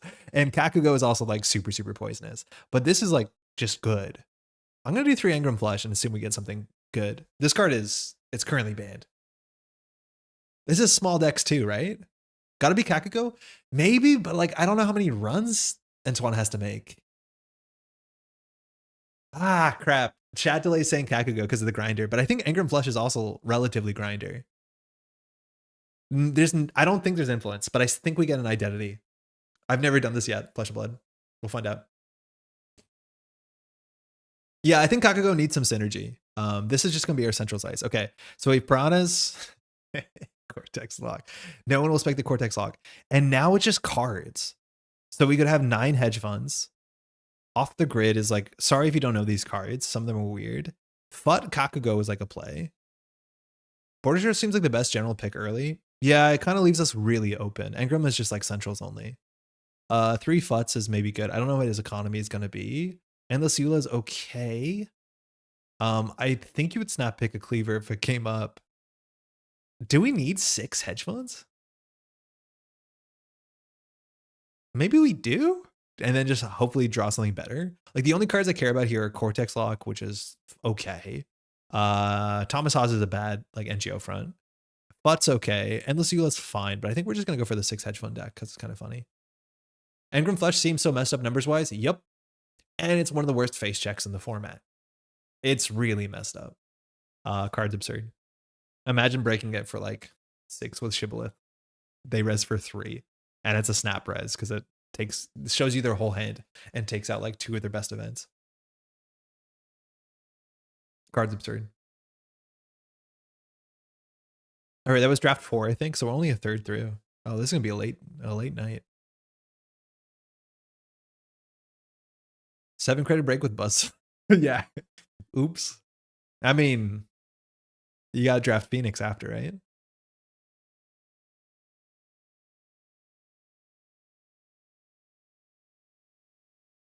So the problem is we're playing to 5. Oh, maybe that's not the worst, because it means that Antoine's going to need to steal 3 agendas, while we can win by scoring 2 agendas if we're lucky and score 2 GFIs. That's like kind of cool. We haven't seen any tag punishment yet, so the tomorrow's headlines aren't super busted just yet. But I also have no idea, like, what are we going to get? Index turn 1, keyhole turn 1? Like, how defensive do we have to be? Yeah, exactly. We're seeing these. What's Antoine saying? Like, is Antoine's deck going to be like keyhole hyperdriver and we're just going to lose on turn 1? I drafted an Underdome Irregulars? No shot. I would straight draft that just to be one of the first. Okay, Michael's Web. TMI is a trace to derez this card. It's a good barrier technically, but you have to beat a trace. Link might matter. We have to learn how that works. Interns is a slow recursion card. Extract is extract. Sync rerouting is a tag or 4 credits. Melange Mining Campaign is technically a playable card. Aiki is another weird code gate, has a little side game and then does net damage on 3 strength. Archer is a play around, and Brainstorm is like got 3 indexing and 5 trick shot. Are we gonna play Brainstorm because Antoine's gonna run into a Brainstorm? This card's not good, but we do have 5 hedge funds.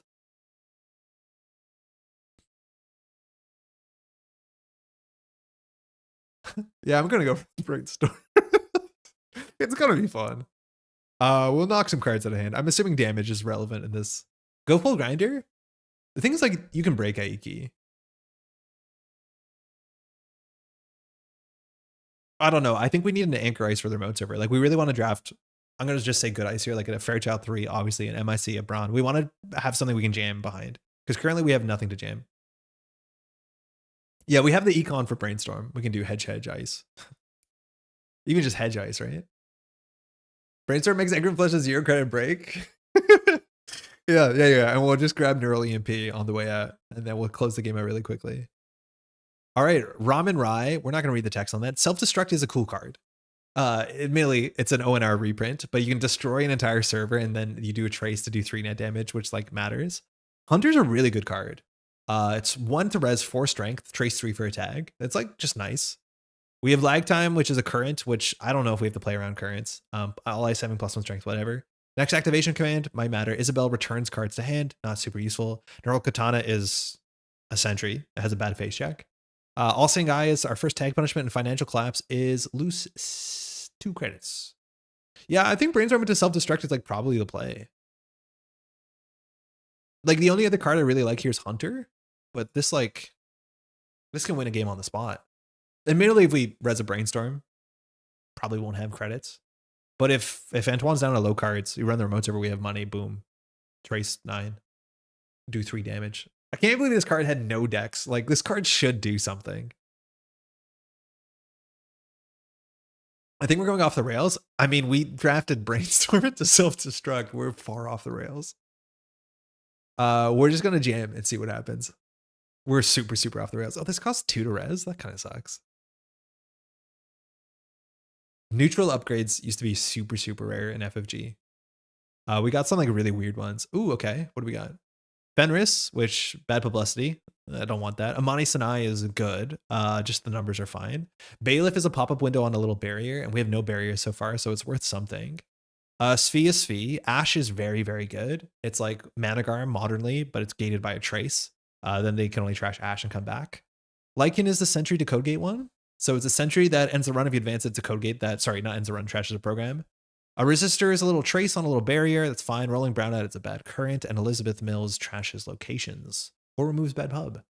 Ash is like the good card, but I honestly think just having an end the run barrier is probably worth a lot because I have no idea what sort of aggression Antoine has.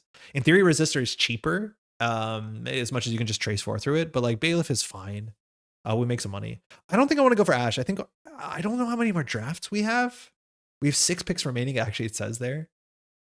Ash is good though.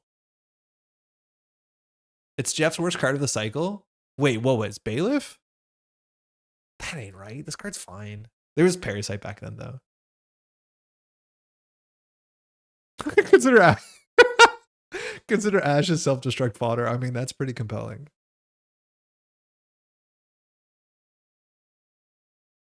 I think Bailiff was actually probably the pick there. Ash is really, really good, but now we're like hedging on drawing, you know, playable something. But the cool thing is we draw mid-ice, Ash, and then have hedge funds. PT Untien. We have draft identities, so we can play PT Untien, which is like gross. This is, if you have more HB cards res than any other faction, you can shuffle a card from archives into R&D. What a cursed ability, but obviously we can't fire that. I mean, that's a pretty good ability. And BTL is actually a pretty good ability. Like, it's funny to have PT next to BTL, like so funny. Self-destruct trashes the ice too. It trashes the ice and what's in the server. And you get trace X based on what you've trashed. I think we have enough money that we don't need BTL. I think we just go straight Argus. Those draft IDs, even on the runner side, it was like the Shaper one busted, the Criminal one super niche, the Anarch one functionally very annoying. And then on the Corpse side, it was like the Wayland one is cracked. Then Jinteki one rearranged ice, which is like so useless. Oh, I get to choose my ID first, so Antoine knows I drafted my ID. Oh, that's a nice little wrinkle. Yeah, the draft IDs were like all over the place. I forget what the NBN one was, but I'm assuming it had the word tag on it. Pray for tag punishment? I think even just doing two... Oh, it's or. I forgot it was or. This was or? They must either take one or sort... Yeah, I guess it was or the whole time. Yeah, we'll have above the laws. Yeah, okay. I'm so like Bangoon pilled that Argus looks bad. Best part about the Anarch one is why the heap needs to be ordered. Yes, that rule was before it, but that was the only card that cared about it. But that was the worst part. The Anarch one, Boris Skovak, cared about the ordering. We're playing against Gabe. Oh shit, we have pressure. That was the best choice. All right, we have good cards here. Viper is just a good card. Mid-range Code Gate, traces with a face check, love it. Probably won't do Plan B. Probably won't do Genex Pavilion, but it is a gross card. I don't want 3. Oh, this is 2 copies, 2 tiers. Turing is actually pretty good. Defense Construct is here. Overseer Matrix, not what we want. Complete Image, not what we want. Turing is really good, but it needs a meta for it to be good. It really does need a meta for it to be good. Jinja City Grid, I will never. Geary Labyrinth is a hand size thing. We don't want to do that. Defense Construct is one of the best cards in the whole game, and Dawkins Crackdown's gross. I think we just go for a safe Viper here. Putting a Viper on HQ against Gabe seems great. Turing is like a card I'm super fond of, but I'm fond of it because we played it in the meta where it mattered. The runner's guaranteed to have a Crypsis in their deck. Oh. Knowing that makes a Brainstorm a fair bit worse, but that's good to know. There's an argument for Complete Image if your opponent has exactly 14 unique cards in their deck. Yeah, we get to see their hand because they keep running into our thing.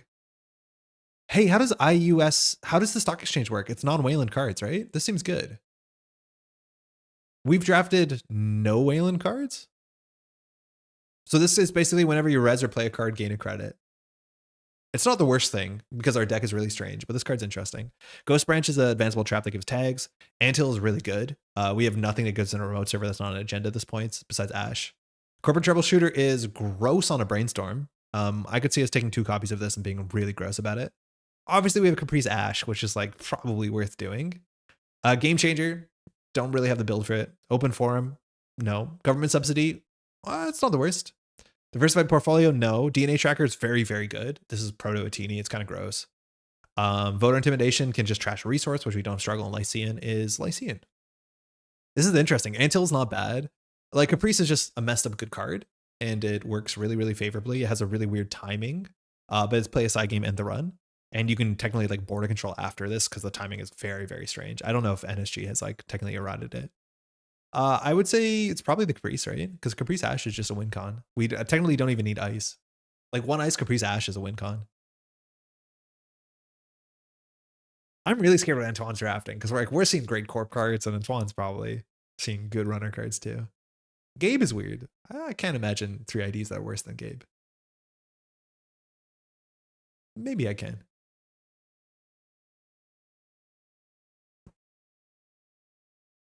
I should probably show the cards a bit more. Apologies. I'm like aware that we're late on time. It's getting late, but a lot of these cards are, if you've played, you know these cards. So yeah, I probably should highlight them a bit better. There's a card you don't know. Please shout it out. Gabe Slander SMH. I mean, this can't be the draft ID. It's like not bad, but like I would be way more scared of Zaya than Gabe. I wonder if that means Antoine's already drafted the Sneak Door, because Sneak Door seems pretty hot in this format. I don't think I'd ice up Archives anytime soon. We have like, what, 3 more drafts? You can now res Caprice after the run begins, but before Caprice triggers. Oh, yeah, they changed that. That's true. Okay, Mumbit City Hall, this card is banned, but you need to build around it. Next Gold is disgusting. X damage, trash X program is really good, as much as X will be 1, which is good enough. We can't have 2 Lady Liberties in the deck. Oh, you can. No, it says limit 1 per deck. I don't know what happens when you pick this. Valley Grid is this weird hand size thing like Yuri Labyrinth. Strongbox is a click tax thing. Attitude Adjustment's probably not bad. It's like card draw and like ability to fill our agendas or fix our agendas. Malapert, we have no targets. HPT is tag punishment, which maybe we have to take some tag punishment. Sudden Commandment, we have Logjam. I think we take Logjam. Above the Law is also limit 1 per deck. Yeah, it didn't stop us, did it? HPT or tag punishment, it's just not good single tag punishment. Because if Antoine takes the tag, it just does 2 meat damage. I think we're actually better off taking a barrier that ends the run. This card's not great. We have no upgrades. No, we do have upgrades. We have the thing that blows up. And then we have Lycan, which is, we've seen before in Assassin's, like a pretty strong mid to high. Yeah, I think we just need Logjam. I don't love Assassin. We have nothing in our deck that ends the run. So I think we have a priority to pick something that just ends the run. Because I think we have no cards, no ice that ends the run of the deck. And I think you just need some of them. Let alone this is well positioned against like Boomerang and Botulus and Banhar. We'll see what we have to play around. Assassin's a cool card though. They never call us out on having 0 tag punishment. They might not. This is funny because it is a matchup where in theory or a format, you can actually see all of the corporation's cards before the game's over. 1 pick's remaining. Okay, Kitsune is a weird trap card where you can access something from hand. Blockchain cares about transactions. We actually have a fair few transactions. We have 5 hedge funds in a small deck. That's probably not enough. Waiver is a trace, so you can discard cards from your opponent's hand based off what he beat the trace on. Erdica Cypher is fine.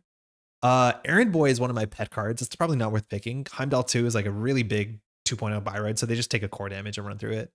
Utopia Grid is not good. Pivot is not great. Wage Workers is not what we want. Night Dancer, if the face check, we score an above the law from hand. Tributaries might be it, just because we can play this, but it's honestly not that good.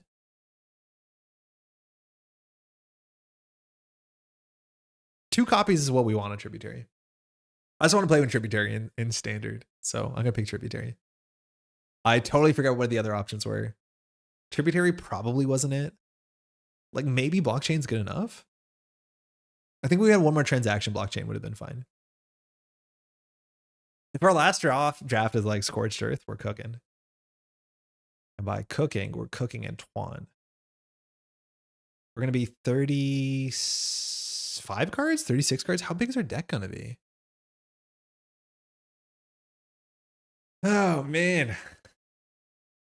Normally when you draft, like the pools get smaller, right? But obviously this is not at all like that. Oh, that was our last draft? Okay, yeah, we're against Gabe. This is our opening hand. Honestly, acceptable. I think we just do Viper HQ, hedge fund. Good luck, have fun. Our deck has only 6 agendas, I think. This hand seems fine. It seems totally acceptable. Sorry that you can see that much of it. Gabe says the first time you run it successfully HQ, you gain 2 credits. We have an Ash. Ash does not stop the success of the run, right? Whenever there's a successful run, yeah. So you still do Gabe and all that good stuff. So I don't love a Viper. I don't love a Logjam. It does res for 4. I think we could do Viper. We'll see how bad the face checks are. If we just like ripped a Brainstorm off the top. So I think we're just going to do like a slightly slow economic play and take a credit. Because like Boomerang Transfer or Boomerang Account Siphon, Boomerang Doof. Like we have to remember it's not a criminal deck as blue as it looks.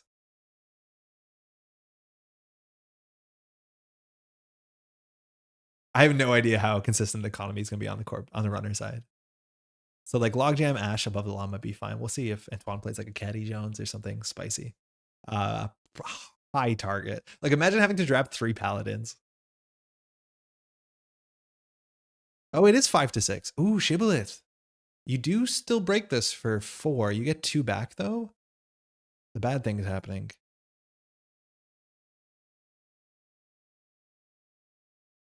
So we're gonna get pressure on 2 servers here. So I think we should draw.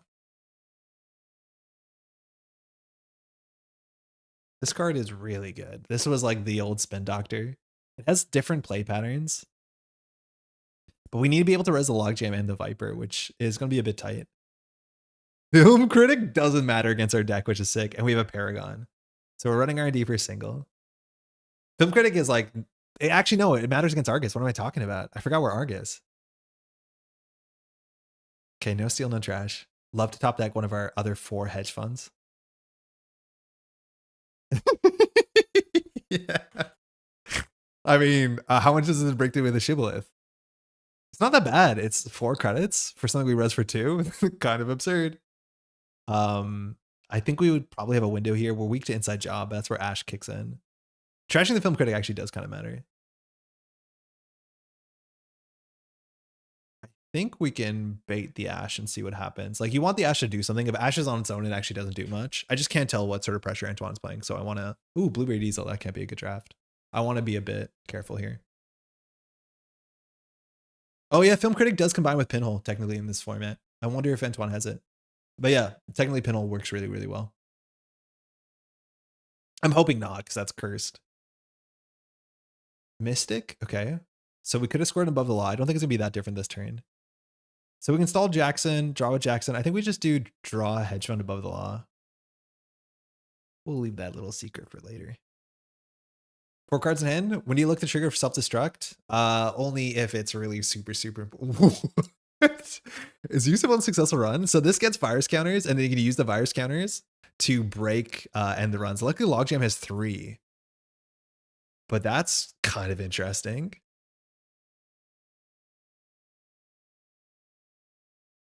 I think we have to brainstorm archives and just double advance the above law and see what happens.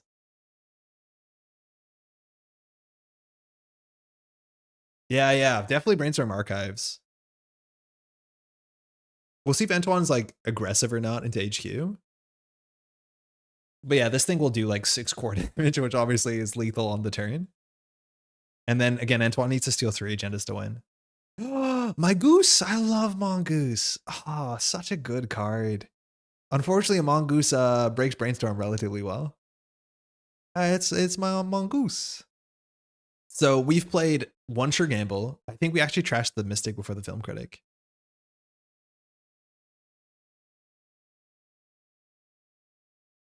So we can do Hedge Fund Jam the next one. Keep our credits healthy. Again, 5 Hedge Fund gaming. Straight transfer. The accesses are actually relatively good. So I guess we have to res the Viper. So the gig is up. Gabe has no link, so if we're gonna see traces, we're gonna see traces on this channel. It's been a minute, as much as they do exist in standard. So if you want to break this with a Shibboleth, it's 2 for strength, 1 to break, 1 to break, or you can lose a click, but your click is worth a credit. So you spend 4, gain 2 back plus Paragon plus transfer. This drops us down to 11. There's no shot you trace this. I think you always just break it.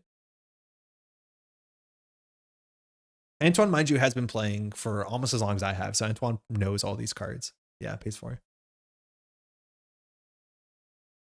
Don't hit the Caprice. Paragon for credit and a Scry. Hit the self-destruct, cost 0. Definitely trash that. I wonder if that's gonna scare Antoine at all. All right, it's gone. Shame. We'll see if the tag is relevant. Like, clearly it looks like we care about tags. This drops us down to 9, which is enough. We need to stop the successful runs because of Engram. So I think we do res this just to tax our credits. Oh, I guess we'll call event. I don't actually know what we should be calling here. But if you don't break this for 4, we get to see your hand. Yeah, you're right. They powered up the log.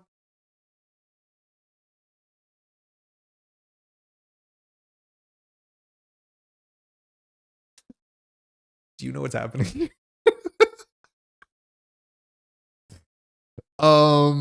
This seems bad. Talk about powering up the logjam. So we res this for 9. Antoine has to break this for like 1, 2, 3, 4, 5. It keeps us alive, but then you can run the remote server. I think we have to res this. Hey, Rahid, how's it going? I think we res this because if you want to break it, You have to break it, otherwise you lose your hand, so this play doesn't make sense. But this is 1, 2. Yeah, I think we're going to res this. Because you can't let this all fire. So at minimum, you're playing 3, which drops you to 2. Apocalypse is more than 2 credits. It's 3 credits. But this is 4 subroutines.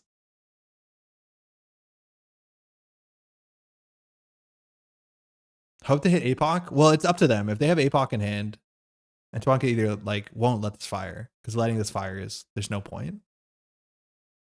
It's going to be exploit. Yeah, but yeah, now they can't play exploit. Now they can't play APOC. They can only play notoriety. Yeah, that's okay. They don't trash our Ash here, and they have to either film critic it, which means we can trash the film critic, or they have to take another tag, which I'm assuming Antoine will. Okay, they're bankrupt, but our ice is up. So again, they take the tag. They're on 2 tags. We could have had punishment, but we didn't. So I think we just click 3. Yeah, exploit would have been pretty bad, but I think exploit might cost 2. We can duck a transfer if it happens. We actually have to purge this USIP at some point because it breaks logjam for free. Click 2, install Jackson. Yeah, that might have been a bit better. We have no economy though that bounces us back here besides hedge fund, so I do prioritize getting up credits.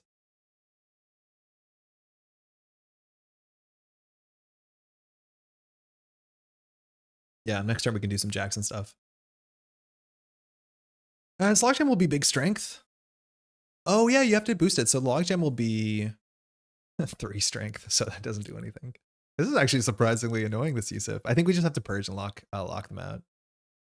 There are worse quests for Antoine to play over APOC, to be honest. I honestly don't know. Whoa, how many hedges left? 3.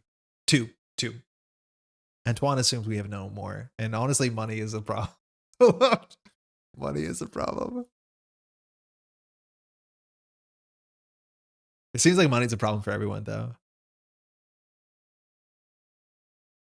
We just have to score a food on top of an Ash Caprice. How hard can that be? I guess we have to survive an APOC. We'll res this. We'll draw 2. Looking for a hedge fund. Found the hedge fund. So I think we do hedge fund, jam, Caprice, and then we shuffle 2 hedge funds back and push. Hedge fund is a 3x pick? I'm not 100% sure. I thought it was a 2x pick. Maybe we're on 6 hedge funds. You're right. Maybe we're not on 5.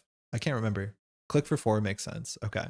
So spin doctors at immediate speed, shuffle up to 3 cards from HQ, so we can just put like every single hedge fund, which is kind of funny. The problem is like Antoine can set up what's it called? A win. So if that's the case, we need a Caprice on centrals, which is not too hard. So I think we will do this, and we'll just do hedge, hedge, hedge. Top deck a hedge. Oh, so we can survive this turn, we can win. But I think we need a Caprice on centrals. What centrals are the most expensive to break? I would have loved to get the Shibboleth. I mean, sorry. I mean, self-destruct raise. 3x piece, 3x lucky, too easy to gamble. The thing is, we do install advance. I think Antoine can apocalypse us, right? So Viper, you break for 4. Drops you to 3. You get 2 back. You get 1 back on Paragon. So break for 1. Engram Flush, you have to break, which is 4. So like Purge doesn't really matter because this server is actually really safe because of Ash Caprice. We just have to win side games. I think we have to put a Caprice on central to keep Antoine busy. I think we put it on R&D. Yeah, resing the other brainstorms is very accurate.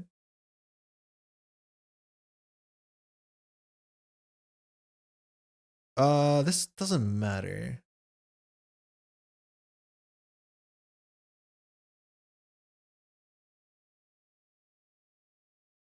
It probably will scare them. We do the triple above the law play. I do not miss food. I mean, guard's really good. I think we have to be a bit conservative. Maybe next turn we purge if we don't draw economy.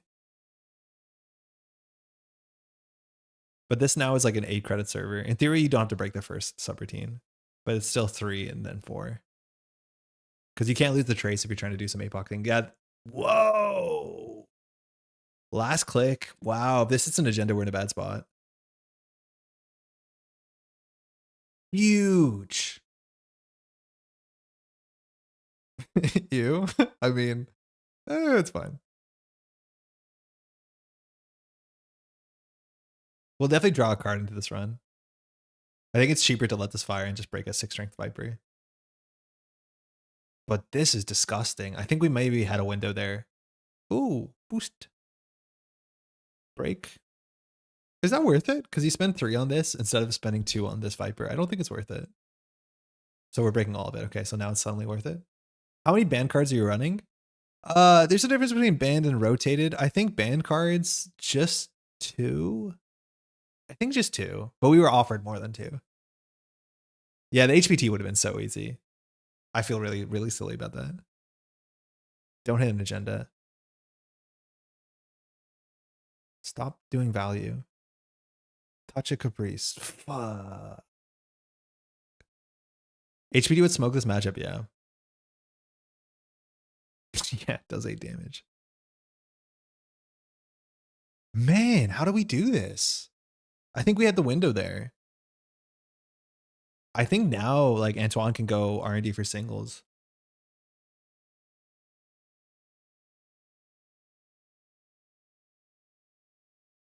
If we purge, Antoine can just challenge the server, which is not super sustainable.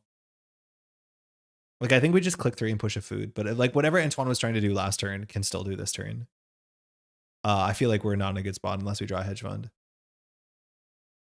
Draft game offered me 4 Astros. Yeah, we were. I think we're happier with the Buffalo than tomorrow's headline, but this sucks. No. We lose to this 40% of the time. Yeah, that is true. It's pretty bad. This is now 6 to break. This is now a lot to break. This is, again, Shib is now to 4 strength, the cost 4. So this is some amount to break. Or you can just break this for 8.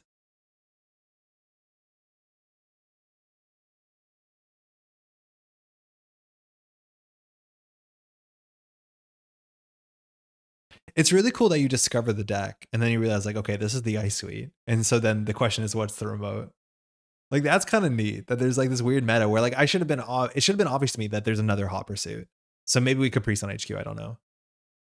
Can you purge then push? Yeah, maybe. I think we have to purge. If we top like a hedge fund, I don't know. But the question is what you're doing with this trib. Man, this art was so good. We'll draw the card into HQ, which I think tells Antoine there's points in here, which at this point in the game, there probably is points in here. We didn't use Spin Doctor super aggressively. The server is more defended, as much as Gabe gets 3 credits back. Let alone this credits back. Does it save your deck? I have no idea. We'll find out. This is my first time.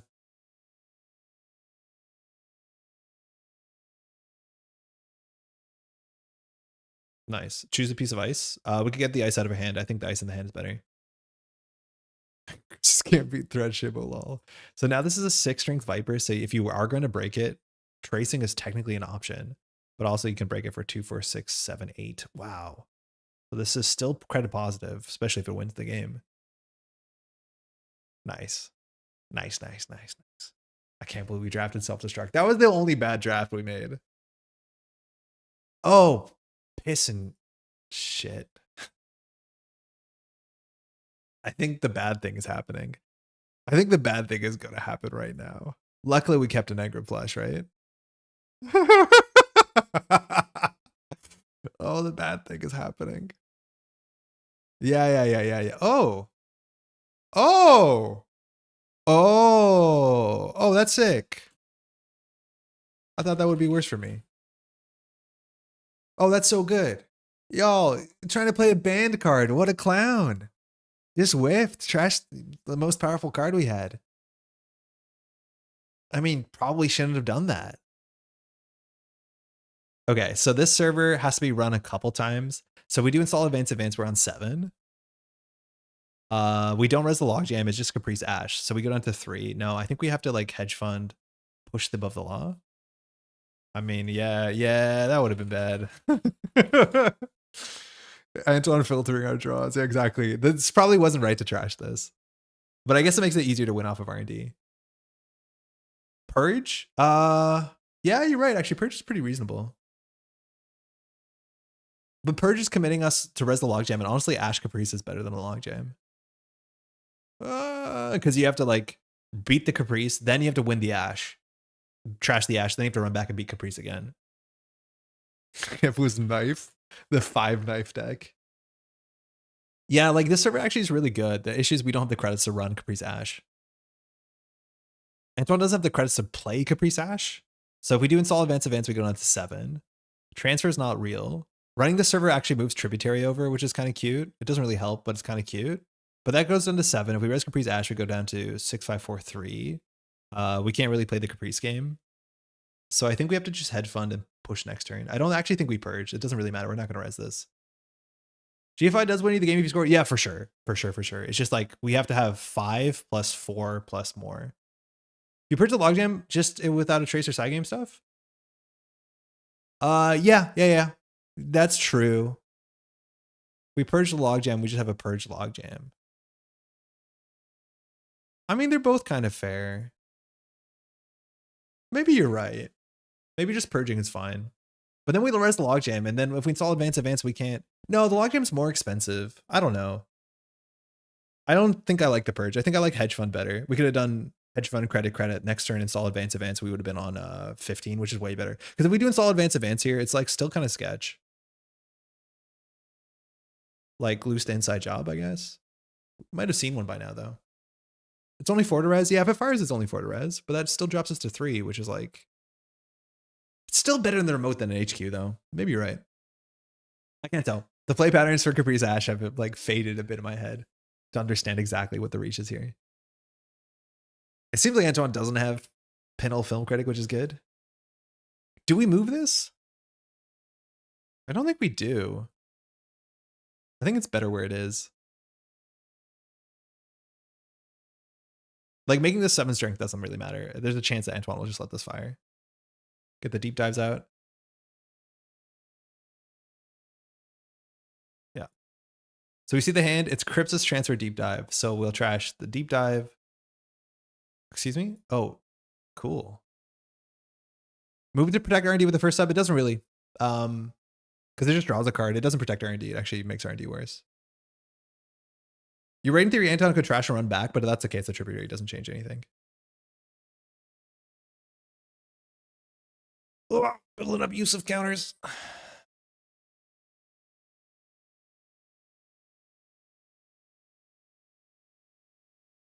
So the hand is just a Crypts. It's not super useful.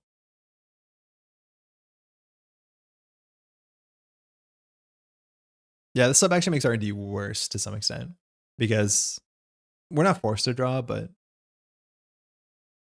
I don't know. Kind of pads HQ, kind of, but it's really hard to run HQ because a 6 strength Tributary, Viper, excuse me, is like very, very good.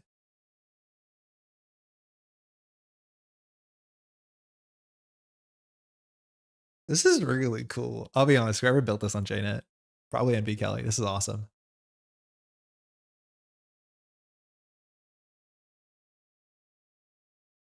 This is really cool, especially just to be able to play with old cards. Shout out to the Eternal Super League.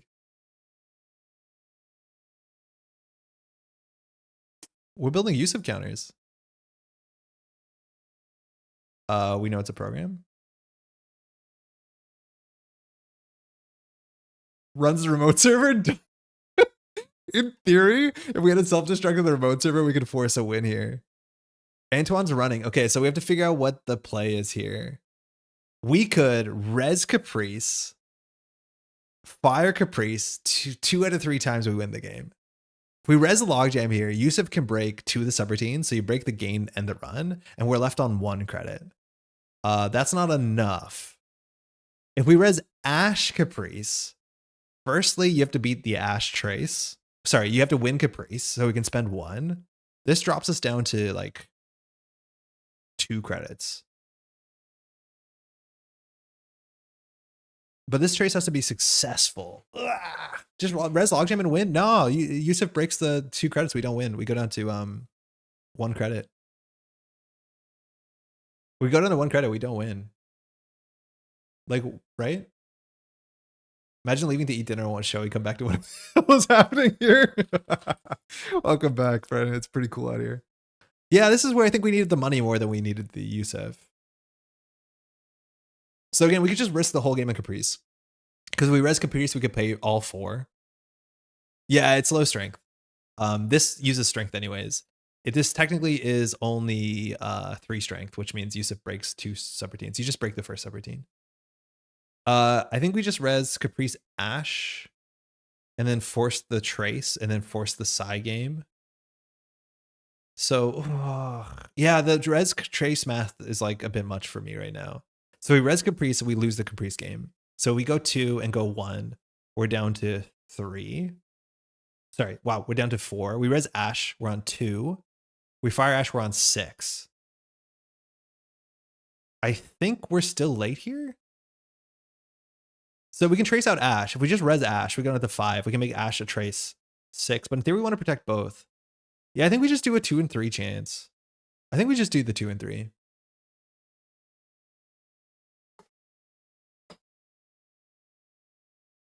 You ready? Oh, I missed the window. I missed the window. I missed the window. I missed the window.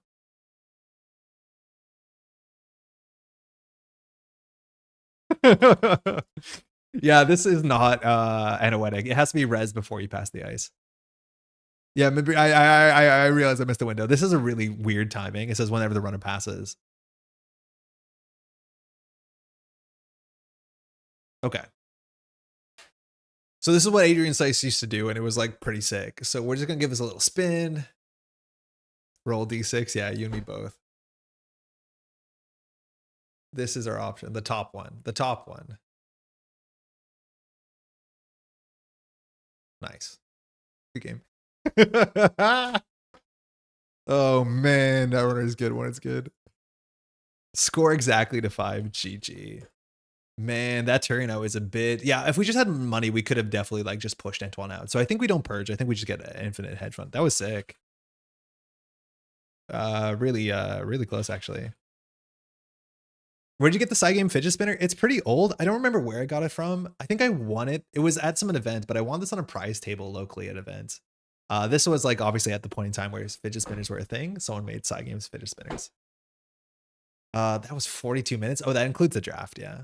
And the deck, all that's left is 3 hedge funds. Yeah, we had 6 hedge funds. Yeah, 3 hedge funds and a lot of ice. We drew all the good stuff.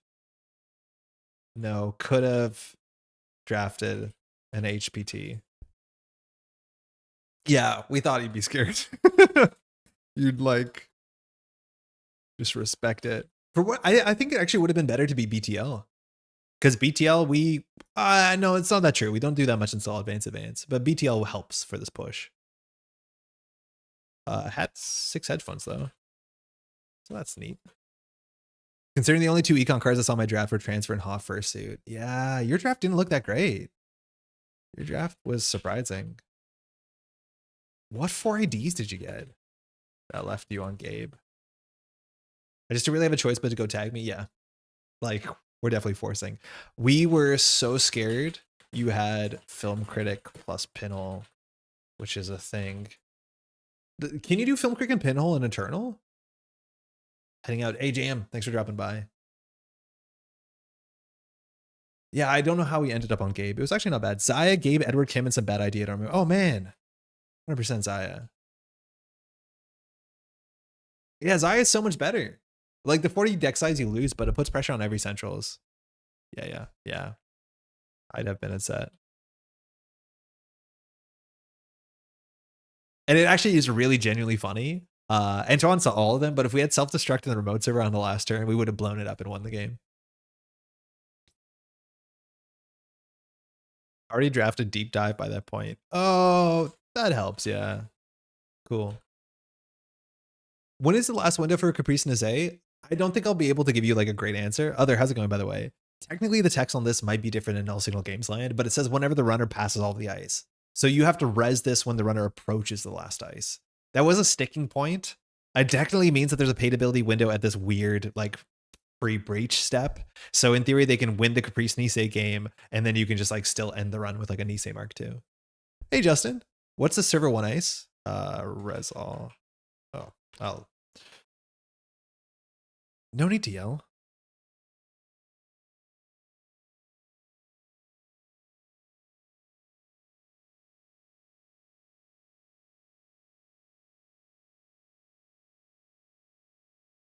Do we still have Outdoor Kim, or how we determine that the Android racism is kind of problematic?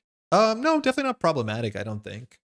I think it's an interesting narrative. I think like the story about hating Edward Kim's story hinges on not being happy that people's worth is defined by their ability to be part of the labor force.